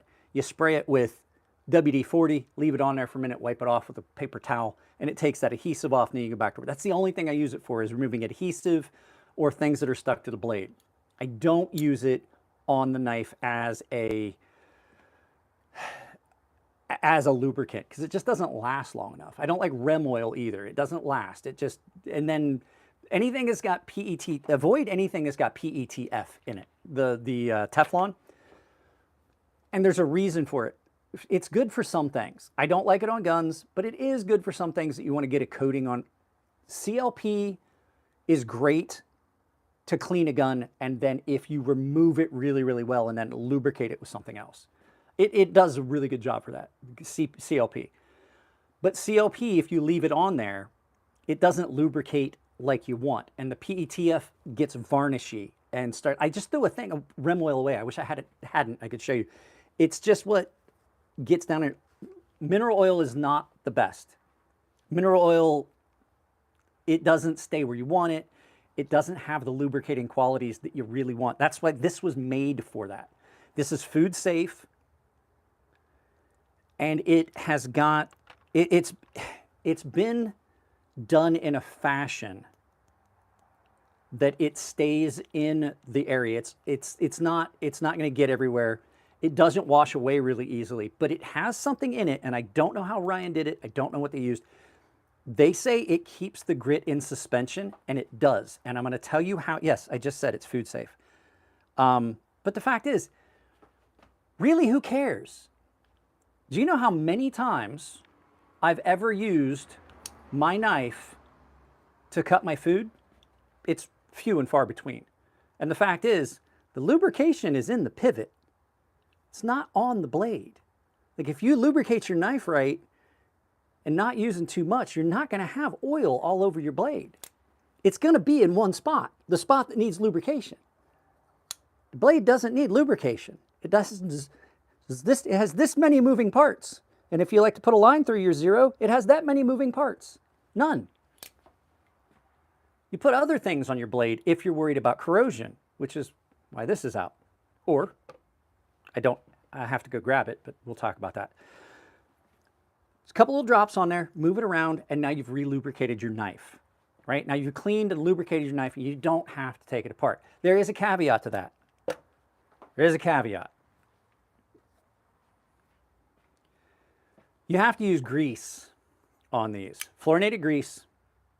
Washer knives, you can tell me all you want. Washer knives always work best, and I don't like washer knives as much as I like bearing knives because people are like, oh, washer knives are better. And I'm like, yeah, if you want to go backwards, bearings are a much better friction reducer than a flat piece of copper. But washer knives, when they get dirty, and this needs cleaned, you got to take them apart. You have to take them apart because you got to clean that whole flat surface, because that whole flat surface is a bushing area where they all just rub. And you got to get the grease into those spots. So you do have to take these apart. And these don't work well. Well, they don't work well, in my opinion, with oil. If you drop oil on these washers, it's not going to have the same feel as it does with grease. So washer knives, you are going to have to take apart. Spins is easy to take apart. It's not a big deal. It's the only one I own that runs on washers. Because as I said, I like bearings better than washers. Everybody's like, oh, the bearings get dirtier. Yeah, but they're easier to clean. I just told you, there's a big gap in there. There's a gap in between. You can see each one of the, if you take a knife that runs on washers, I'm sorry, I do have two knives. This one runs great on washers, by the way. And this one's not hard to take care of. And the action on it's really good. But if you take a knife with bearings and you look through the pivot area, I could almost count every one of the bearings in there. So like, people are like, oh, the bearings, you can't clean them, they're dirty. You can't just run that under a hose and go like this. You can't take a water bottle and go like this and then put a drop of oil in it. You're crazy. That's the biggest bonehead thing I've heard. Like when people say that, like immediately when people are arguing with me about knife stuff and they tell me like, well, bearing knives get dirty and they're harder to clean. I'm like, you're a bonehead. And after I hear that, I'm typically going to disregard much of anything else you say after that. Washer knives are great if you like washer knives, but they have issues. And they are a step backwards because bushings, which is what technically a washer is that sits in there that allows as a friction reliever, as that point that accepts the friction and holds the grease, is technically a bushing. And bushings are what we had before we had bearings. See what I'm saying? Logical progression. We used to use stone to make knives and flint. Now we make them out of steel. See that logical progression? I don't see anyone going backwards and wanting to make knapped flint knives, which are incredibly sharp, by the way. And it's a skill that if you do it, that's amazing. And you have my utmost respect. But I'm going to tell you, a flint knife is not going to last as long as a steel knife. You're going the wrong direction. How do I like the Django? I love the Django. I do. I have the Django. This isn't mine. And I have the Django XL, which is mine. So the guy that got me that got this and sent it in for review was a smaller guy, and he realized that I'm a bigger guy, so he got me the bigger one as a gift. And I love it. I love it. It's a great knife. It's not the best knife. In my opinion, the best knife on the market right now is this knife. You're not gonna convince me otherwise. I love this knife. This is the best knife I've ever owned, and I own several $1,000 knives. Like several of them, like more than $1,000. One of them's on the table right now. I love this. I have a Grimsmo Norseman, probably one of the best knives on the market. This one. It's not better built than the Norseman. I mean, it's up there equivalent. Hang on a second, I grab the dog before he attacks the hey, come here. Come here. Amazon guy's here. Come here. Oh, come here. You can't play with everybody. He's going to drop off a package and leave. He's so excited, he's shaking. Come here, bud. Yeah, you can't play. You can't play. I'll be right back in a second, guys. I'm just making sure that the Amazon delivery guy does not get slobbered upon. Hi. Howdy. He just wants to play with everybody, so I got to hold him, and I'm in the middle of a live feed. Yeah, just leave it there. Oh, no, no, no, no, no, no. No, no, no, no, no. He's leaving. He's leaving. Come here. Over here. Go. In the house. Oh. Sorry about that. My dog loves everyone, and he just would have been. Where am I at the moment? I'm in my studio. Green screen.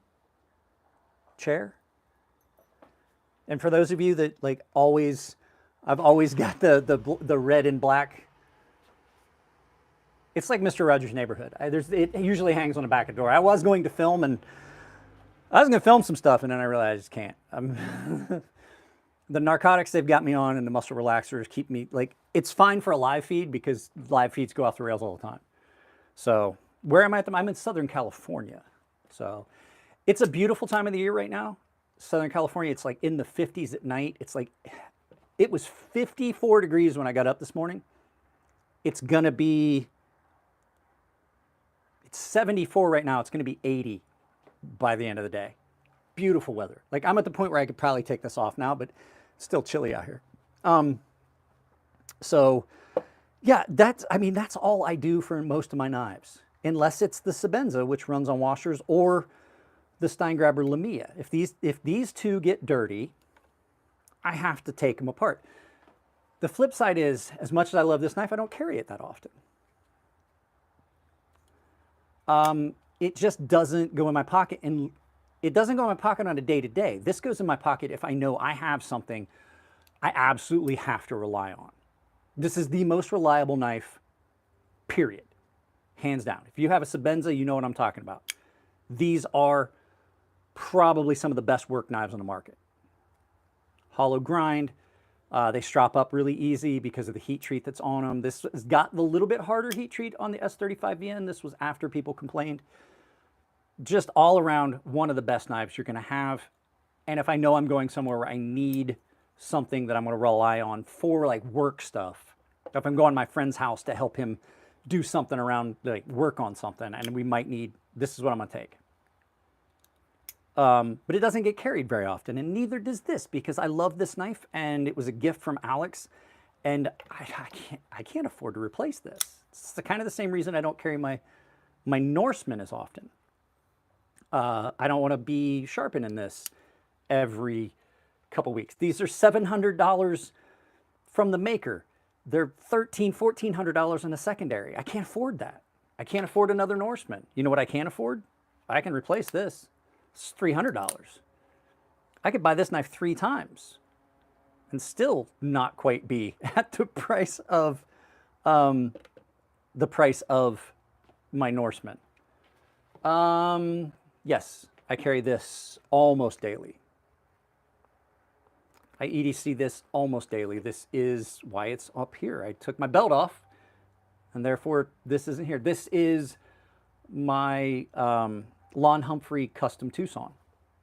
This is a really good daily EDC outdoor style knife, and I carry it constantly.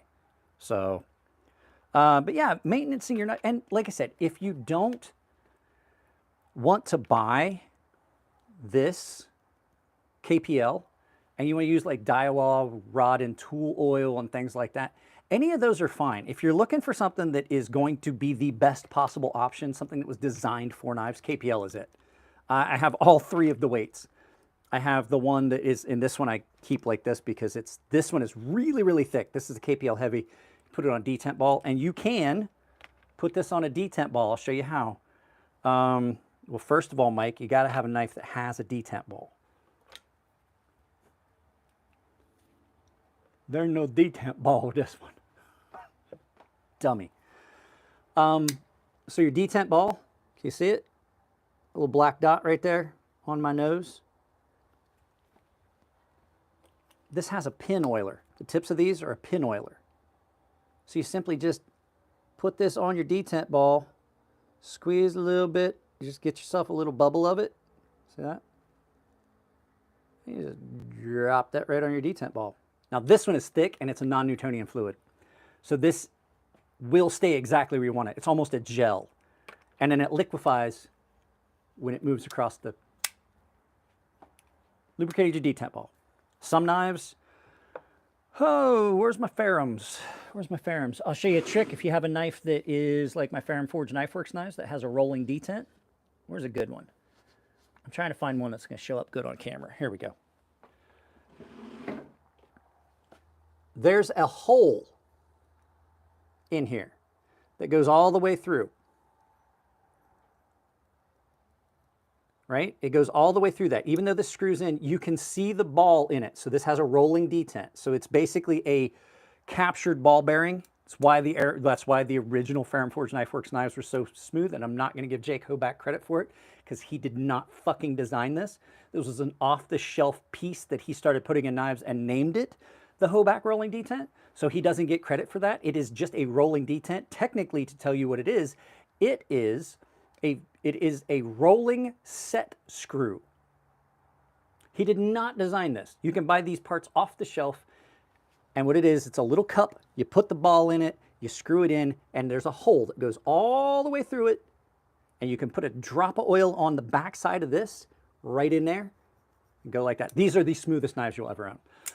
Is that little bottle that came with the Django, is it blade oil? This is probably Daiwa rod and tool oil. I don't use it. The bottle I had from because I've had 3 Djangos or 3 Kunwu knives on the channel. All 3 of them came with this. The bottle that was in here for another knife leaked. So this one I'm going to give to you with your Django because I don't use it, but it's pivot oil. Now, blade. So you guys that were worried about, oh, is that lubricant food safe? Well, the fact is it's not going to get on your blade anyway. If you're oiling your knife properly, you wipe it off, it's not going to be. I would be more concerned about the shit that's in your pocket. If you pull your knife out, you're cutting your food with it, the crap that's been in your pocket and your sweat and the gunk that's been on your hands, I'd be much more worried about that than what is down inside the pivot. But if you do have a steel that is more prone to rust, right? There's a couple of things. Where'd I put it? Ah, crap. Oh, there it is. There's a couple of things you can use, handful of things you can use that are going to be food safe, right?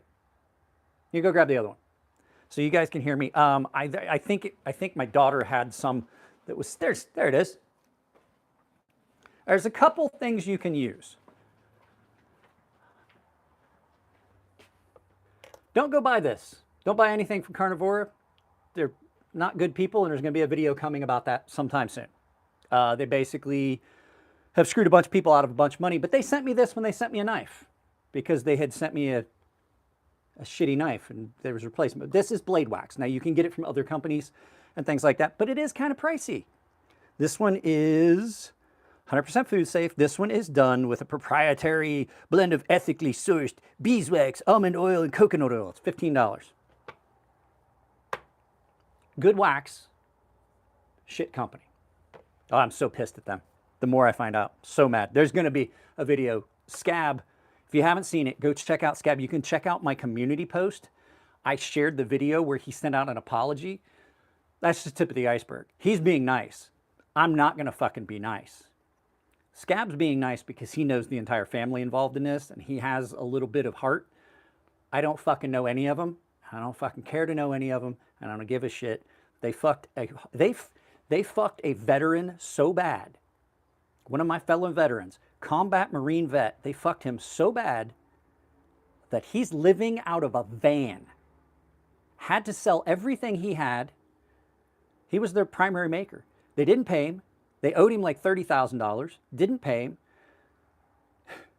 He had to sell his house to recoup his losses, sold all of his equipment for making knives, and is now homeless because of these people. And I have zero sympathy for them. I don't care about them because they screwed people. Anyway, don't buy this one.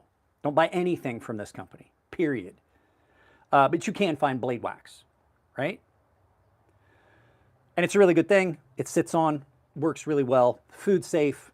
Most of the options that you're going to find, it's food safe. You don't need much. Put a little bit on it. This is really good, and I didn't pay for it. That's why I don't feel conflicted about it, but I kind of do want to just peel the sticker off of this. As a matter of fact, let's do that. You know what? they're shitty enough, I could see pulling the sticker off and it would be branded with somebody else's stuff underneath. Right? Can you see that? Like I could see that. Nah, it's not going to come off. It's going to be all sticky. At any rate, blade wax. You can buy blade wax. You can get things like Renaissance wax. Ren wax is really good. It's got some solvents and stuff in it. It might, if you're looking for something that's food safe, might not be the best option. Chapstick. Now this is my favorite chapstick. My wife buys tons of these when she goes to Japan. This is my favorite one. This is menthol. You smear this on the blade, rub it around with your finger. We don't use that for this. This stuff's great. I have not had chapped lips. I have not had chapped lips in years. Did you ever hear the joke about the cowboy? Cowboy walks up to a bar and it's another cowboy leaning against a rail, and he watches this cowboy. He comes up and he hitches his horse, grabs his saddlebags, throws him over his shoulder, and he walks to the back of the horse and he lifts the tail up and he gives that horse a kiss on the butthole, right on the rosebud. Starts walking up, and the other cowboy's like, hey, Hoss, what's up with kissing the horse on the rosebud? He goes, oh, I got chapped lips. And he goes, does that cure it? And he goes, no, but keeps me from licking them, and walks away. At any rate, keeps me from licking them. At any rate, chapstick. Put some chapstick on your blade. I don't know if you've noticed, my meds have fully taken hold. You ready for another one? Vaseline. Vaseline's food safe. You put it on your lips, you put it on your face. This is about I used to put Vaseline on every straight razor I sent back to a customer in shipping. Because of the changes in altitude, straight razors are usually carbon steel, they're gonna rust. That change in altitude, change in temperature as they're going across country in a postal plane, fuck, my brain's not working at all, is gonna cause some condensation on that blade, right? Vaseline. Olive oil. Put a coating of olive oil on, wipe it off. All those things are going to protect your knives. You don't have to go to a shit company with shit people and buy their overpriced shit. This is going to be demonetized, guaranteed. If you guys want to drop a super chat, because I really have went off, you can drop a super chat if you would like to help compensate for the fact that this last little bit have definitely gone a little sideways and demonetized this. Man, I am so mad. I'm so mad. It has been a very long time since I wanted to send someone to a dentist with a Ziploc baggie full of their own teeth. It has been a very long time, and I really, really, look in my eyes, really, really would like to do that to these people. How about them meds? The meds are, I don't like taking narcos. This is why I don't like taking narcos. So I don't think I would ever have a problem with narcotics, with opiates. I really don't, because I don't like the way they make me feel. I don't. But I do know something that I absolutely cannot have, because I would ruin my life with it. I don't remember if I told you guys, I thought I was having a heart attack here a few months ago. Thought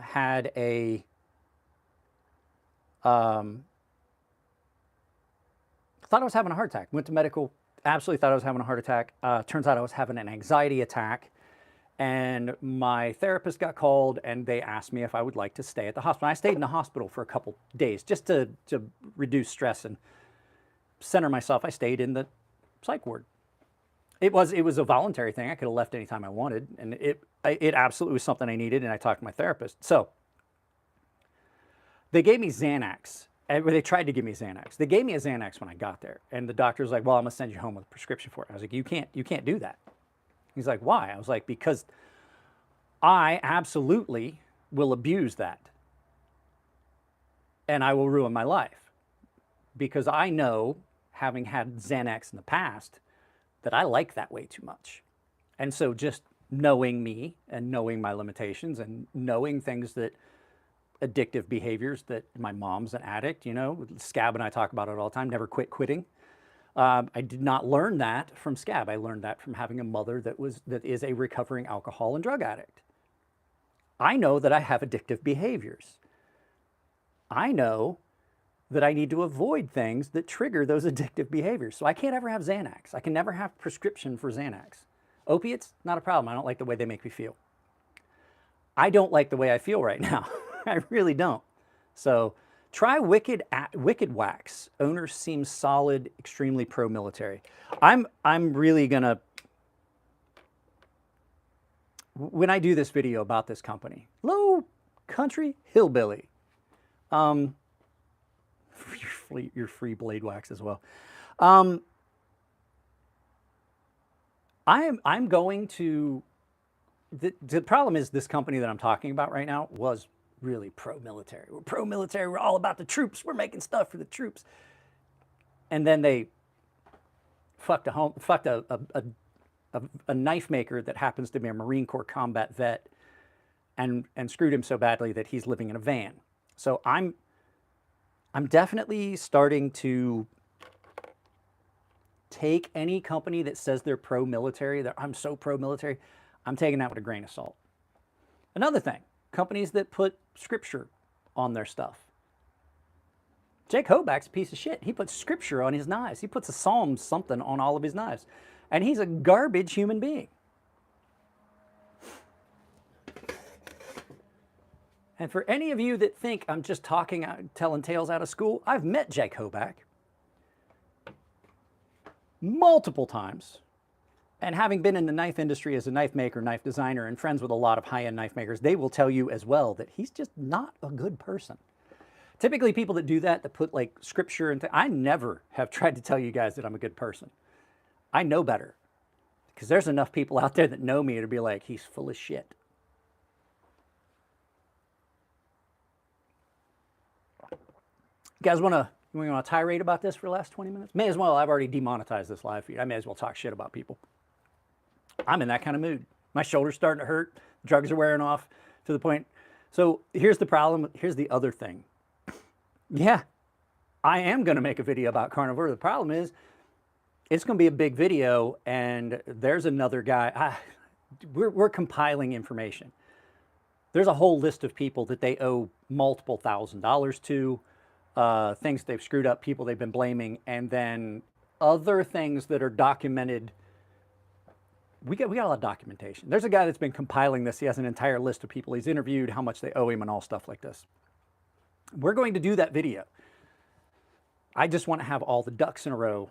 That way, no one can call foul. You know what I'm saying? But yeah, they're garbage. Jake Hoback. So I'm friends with Jason Browse, right?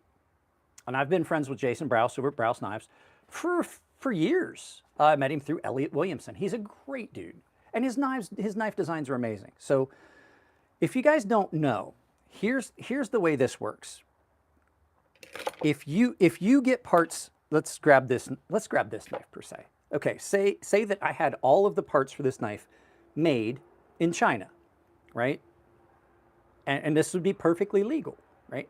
If I have all of these parts made in China and I bring those parts into my shop and I have a team that goes through and builds the knife and tests them and things like that, if my part of the bargain of the assembly, the finishing, the testing, and all those things that get done, if that adds up to more than 50% of the overall value of that item, doesn't matter what you're making, whatever the widgets are.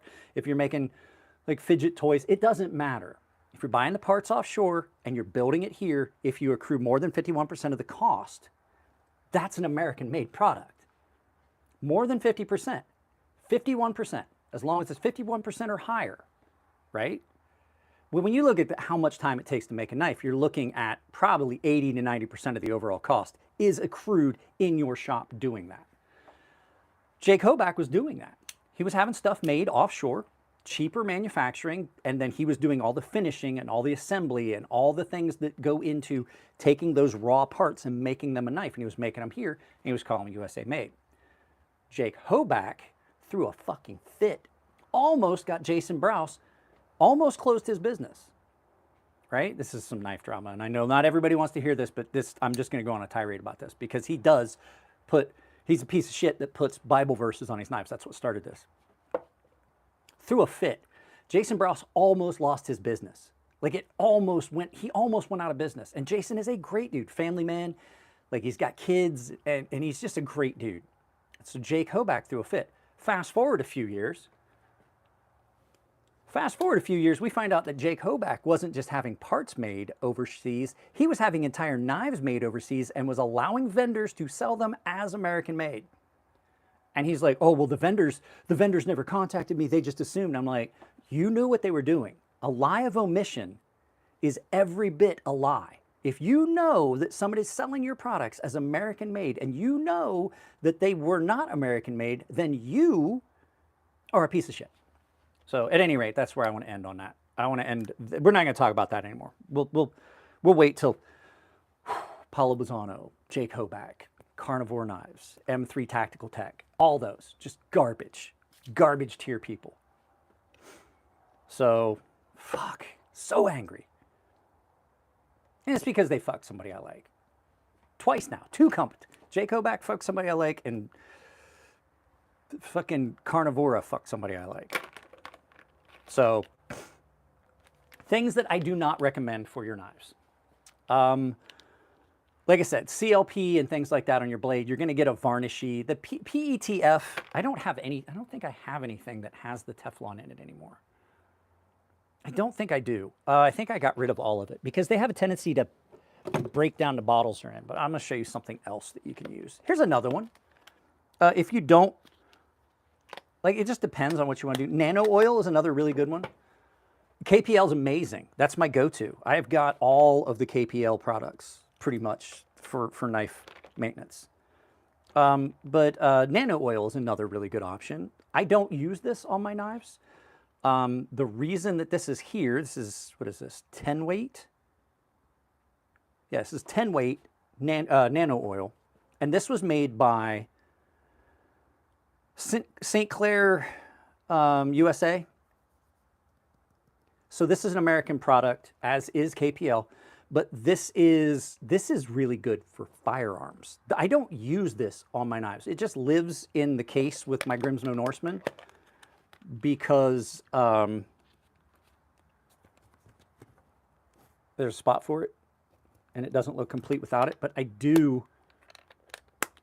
Was Heater actually making knives? If you want to call those knives, I guess, yeah. Well, Brandon, I hate to tell you this, good luck, because the majority of knife companies are moving their production offshore because it's just, hopefully that's going to change. I mean,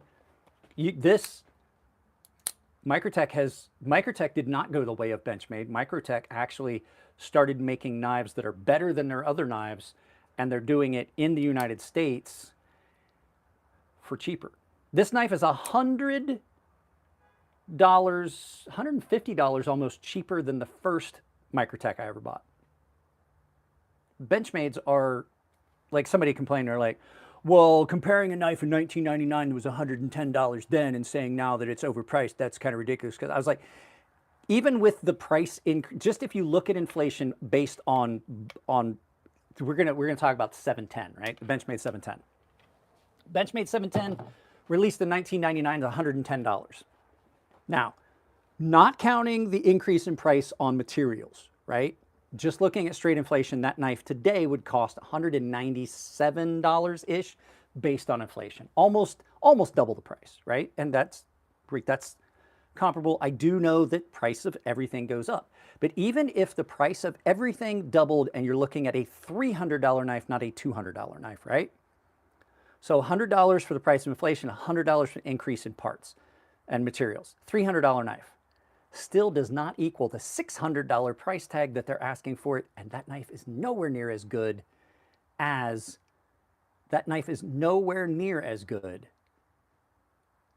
the original 710. Because I had one of the originals. It's a great little knife. I don't like the serrations. The original 710 was a great knife. A lot of guys that I knew in the military carried them.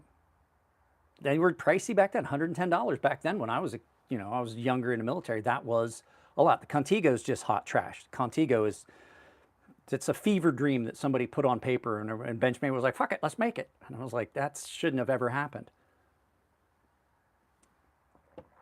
That's like if you sent an Osborne through a transporter and it came back and it was put together all wrong. So at any rate, there are American companies out there, but like Spyderco still, their knives are a little bit more pricier. Are pricier than they had been, but it's in that realm of sanity. Like these are like $200 and something, like I would expect when you look at the price based on inflation. Shut up. Hey, why do you have my other hat? No. No. No. What's wrong with you? Why do you do this? Just trying to ruin things. Like he just destroys things.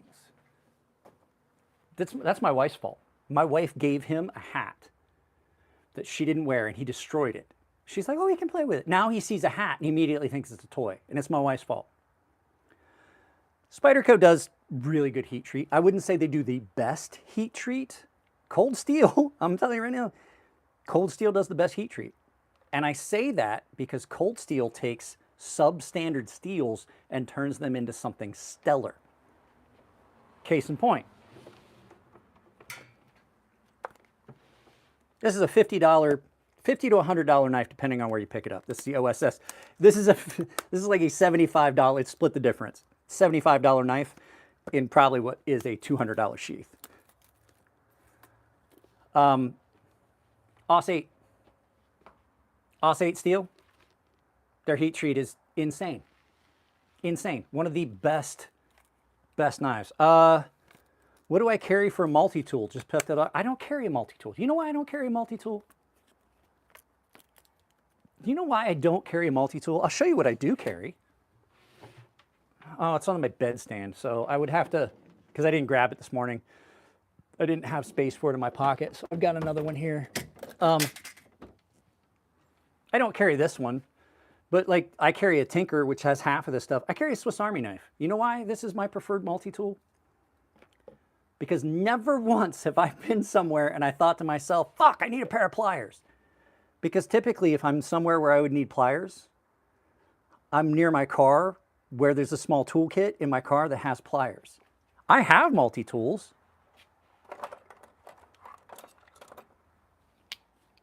I have multi-tools, but you know what? I don't ever fucking use them. No, I don't carry a multi-tool. I don't. Because if I'm somewhere, typically what I'm going to need is a flathead, a Phillips, or a knife. Right? And on this one, it's got a magnifying glass in case I want to start a fire. I see no need. I've never, even when I was issued these and I would put them on a pouch, I can't think of any time when I was in the military, because this was issued and it was in a pouch and I put it on my gear and I had it on my belt, and I cannot think of a single fucking time that I ever pulled this out to use it for anything other than the shitty screwdrivers that were on it that are all now broken. The only screwdriver that's not broken on this knife is the Phillips. Or on this. The only reason I keep these is because they are a very nice thin pair of needle nose pliers. Right? They're nice and they don't take up as much space as a full set of needle nose pliers. And I will use the pliers for things here, but only the pliers. Right? Multi-tools are a multi-million-dollar thing that I don't understand. It's like the expensive pens. I have expensive knives, but I don't have expensive pens. I understand how that happens. I understand people have different hobbies. The expensive multi-tools, never have figured them out. I don't understand why they're so popular. Because you're not going to use it. Now, I will say there's some exceptions to that. I think the Leatherman knives, Canyon Lewis, are not bad. The knives that are on Leathermans are not bad knives, but they're awkward because they're in a shitty fucking multi-tool. My friend Justin over at Tempered Trail does have one that he carries that's not a bad one. The most overrated and underrated tool on the Victorinox. So on this great big one, overrated? Overrated, I would say that's not it. On this big one, there's actually a saw on here somewhere. I'm trying to find it. Where's the actual saw? Is it right? Is this it? Nope, that's the file. There's a saw on here. It's right here. Here it is. There's a saw on here. That's the most overrated tool on this. It's not a bad saw, but what in the fuck are you really going to cut with that, right? That's the most overrated, is this saw, because it's got a very good tooth pattern, but it's kind of useless, right? And the most underrated is this. I use this all the time. You know why? Because even with my reading glasses on, sometimes the font on things are too small. The big thing on this, right? The underrated part of this is you can start a fire with this. You don't have matches. You don't have a fire stick. You don't want to do the bow and string method. If it's not a cloudy, rainy day, you can start a fire.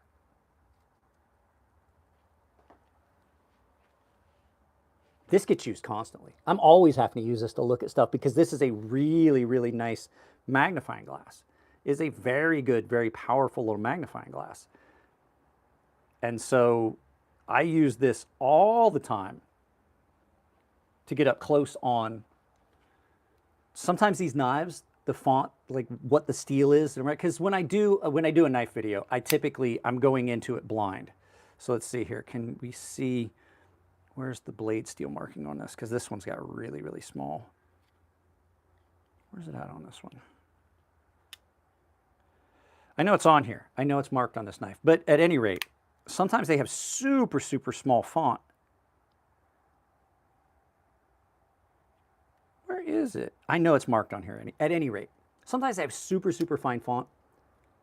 Good magnifying glass, but you can start a fire with this. I'm the idiot with 3 or 4 multi-tools. You're right, this is a racket that maybe I'm getting sold basic. Yeah. The saw on this is got a good,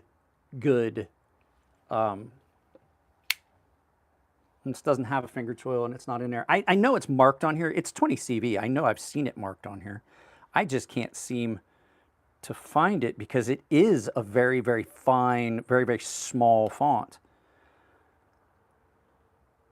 I don't know. I'll have to look later. But so, like I said, blade oils, olive oil works really well. Avocado oil would work. Cooking oils. Your cooking oils would work fine to protect your blade if you give a shit about food safe. If your knife is not going to be used to cut food, you can pretty much use anything. I personally think on steels that are going to be much more prone to rust, like D2, 3V, crew wear, and things like that, a little bit of Vaseline on the blade. Just a tiny bit. It doesn't take much. As a matter of fact, this needs coating of, and you just take a tiny little bit of Vaseline. And if you have a wife and a daughter, guarantee you got this laying around because they're going to put it on their lips, they're going to put it on their arms and stuff when they get all dry, and put Vaseline on it. Unscented. This is the unscented stuff.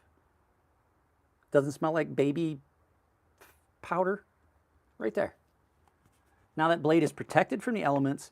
It's going to stay on there. If you don't like it to look all greasy, you can wipe a little bit of it off and stuff like that. But, you know, you don't have to worry about that rusting and corroding now.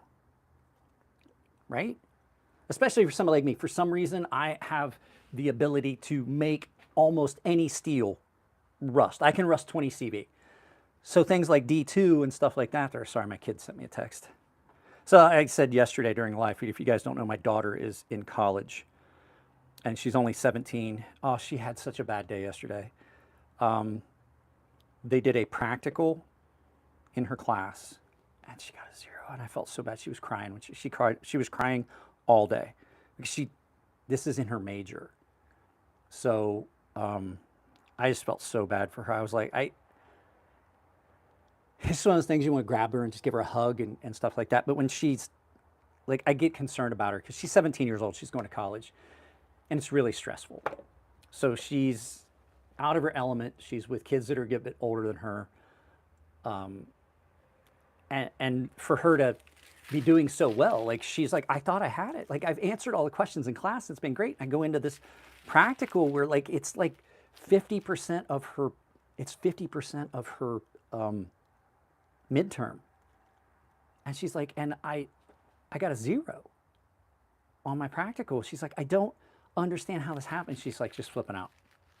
But that's 50% of her midterm. And I'm like, baby, I was like, I don't know what to tell you, but apparently there was other issues with a lot of other students, and now they're going to give partial credit. They're gonna go through credit. And if you guys haven't dropped a like before we end this, please do so. I'd really appreciate it. One last thing that I wanted to talk about when we talk about stones. And now some people have, and you saw it on here, some people have said that these stones are worthless. So there's a stone in there, there's small Nortons in there, and you can get them. You look them up and they're the small Norton sheath stone on Amazon. That one's in there really tight because that sheath is still stretching. This is a small Norton stone. The small Norton's India stone. They come packaged like this. You order them on Amazon. You can use my Amazon store down below. These are actually not bad little stones. And I've used this one twice. Not on this knife, but I've used this stone twice. And this is basically the kind of stone I learned to sharpen in the field on. And that's how I like sharpening in the palm of my hand. These stones are actually really, really good stones. They work great with just water. This one I already boiled. The new one I have not.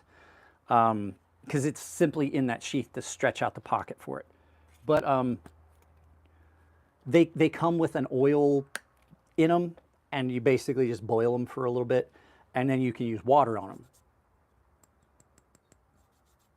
Right? Thanks, Will. Dickhead. Guess what, Will? You look bald. These stones are not garbage. People's like, oh, those stones are worthless. These things are like 12 bucks each. These are a great little stone. If you have a knife that has a sheath that's built for it, now you've got something you can carry. This is for my taipan. So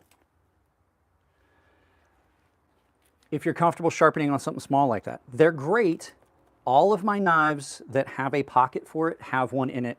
I did get a weird one though. This one's white. It's the same stone, it was just white. But they are great for maintaining your edge if you're out somewhere and you don't carry a full sharpening kit. So,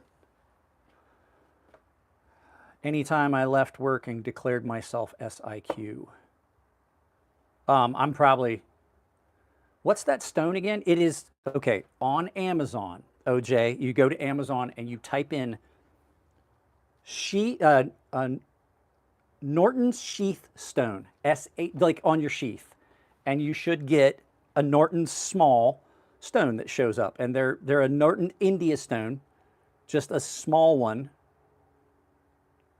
Oh, I'm sorry, Keen, sorry.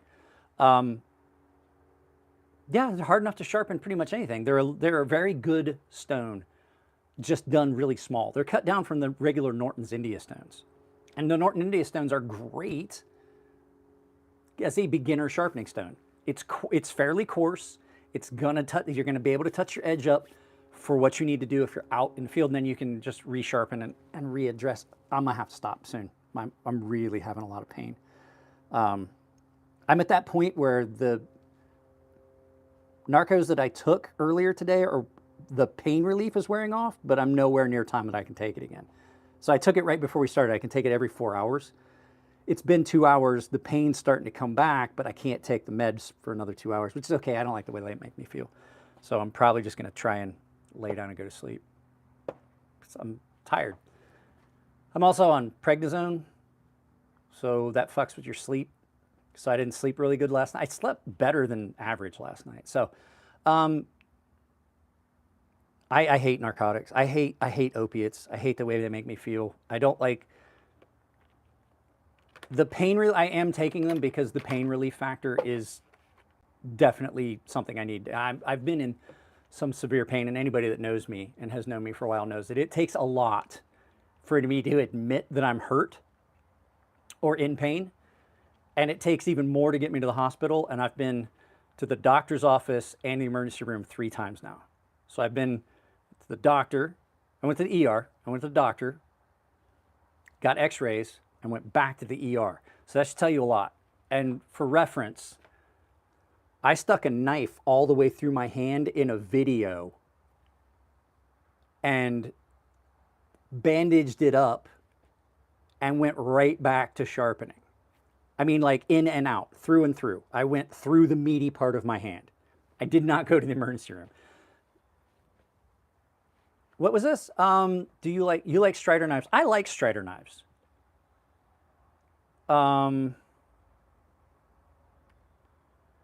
I like Mick, and I like his knives, and I like his designs, and I think that the ones, as much as I hate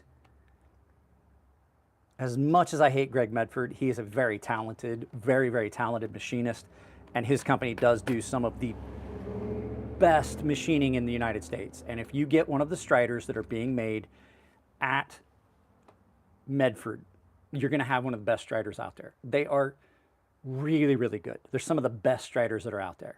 And Mick's knives are very good designs. So yes, I do like Strider knives. I'm on actual morphine, tablet type morphine, where I take it orally, and Percocet. So I take the morphine is for breakthrough pain. Like if the Percocet didn't do it at like the 4-hour mark, I can take a morphine, and then I'm done. Like I'm done. I haven't taken any of the morphine yet. So, but yeah. Oh, I hate the morphine. So it's 15 milligrams. The other one is 5. So Percocet is 5 milligrams of codeine with 375 milligrams of Tylenol. That's not bad. I hate the morphine. I've had it before. I had it after when I had a perforated intestine. They gave it to me for the pain with that because it was bad. When I came home from the hospital, they released me with that. So at any rate, guys, I gotta go. It's been 2 hours. And I mean, really, there's only 31 people still here on paper. I don't really know how many people have watched it total. Let's look and see here. We've got the last 48 hours, like 3,500 people. So it's been fun. It's been productive. I just wanted to do this because otherwise I would have been bored. And I'm too, like I said, with the meds, I'm just too scatterbrained to actually film.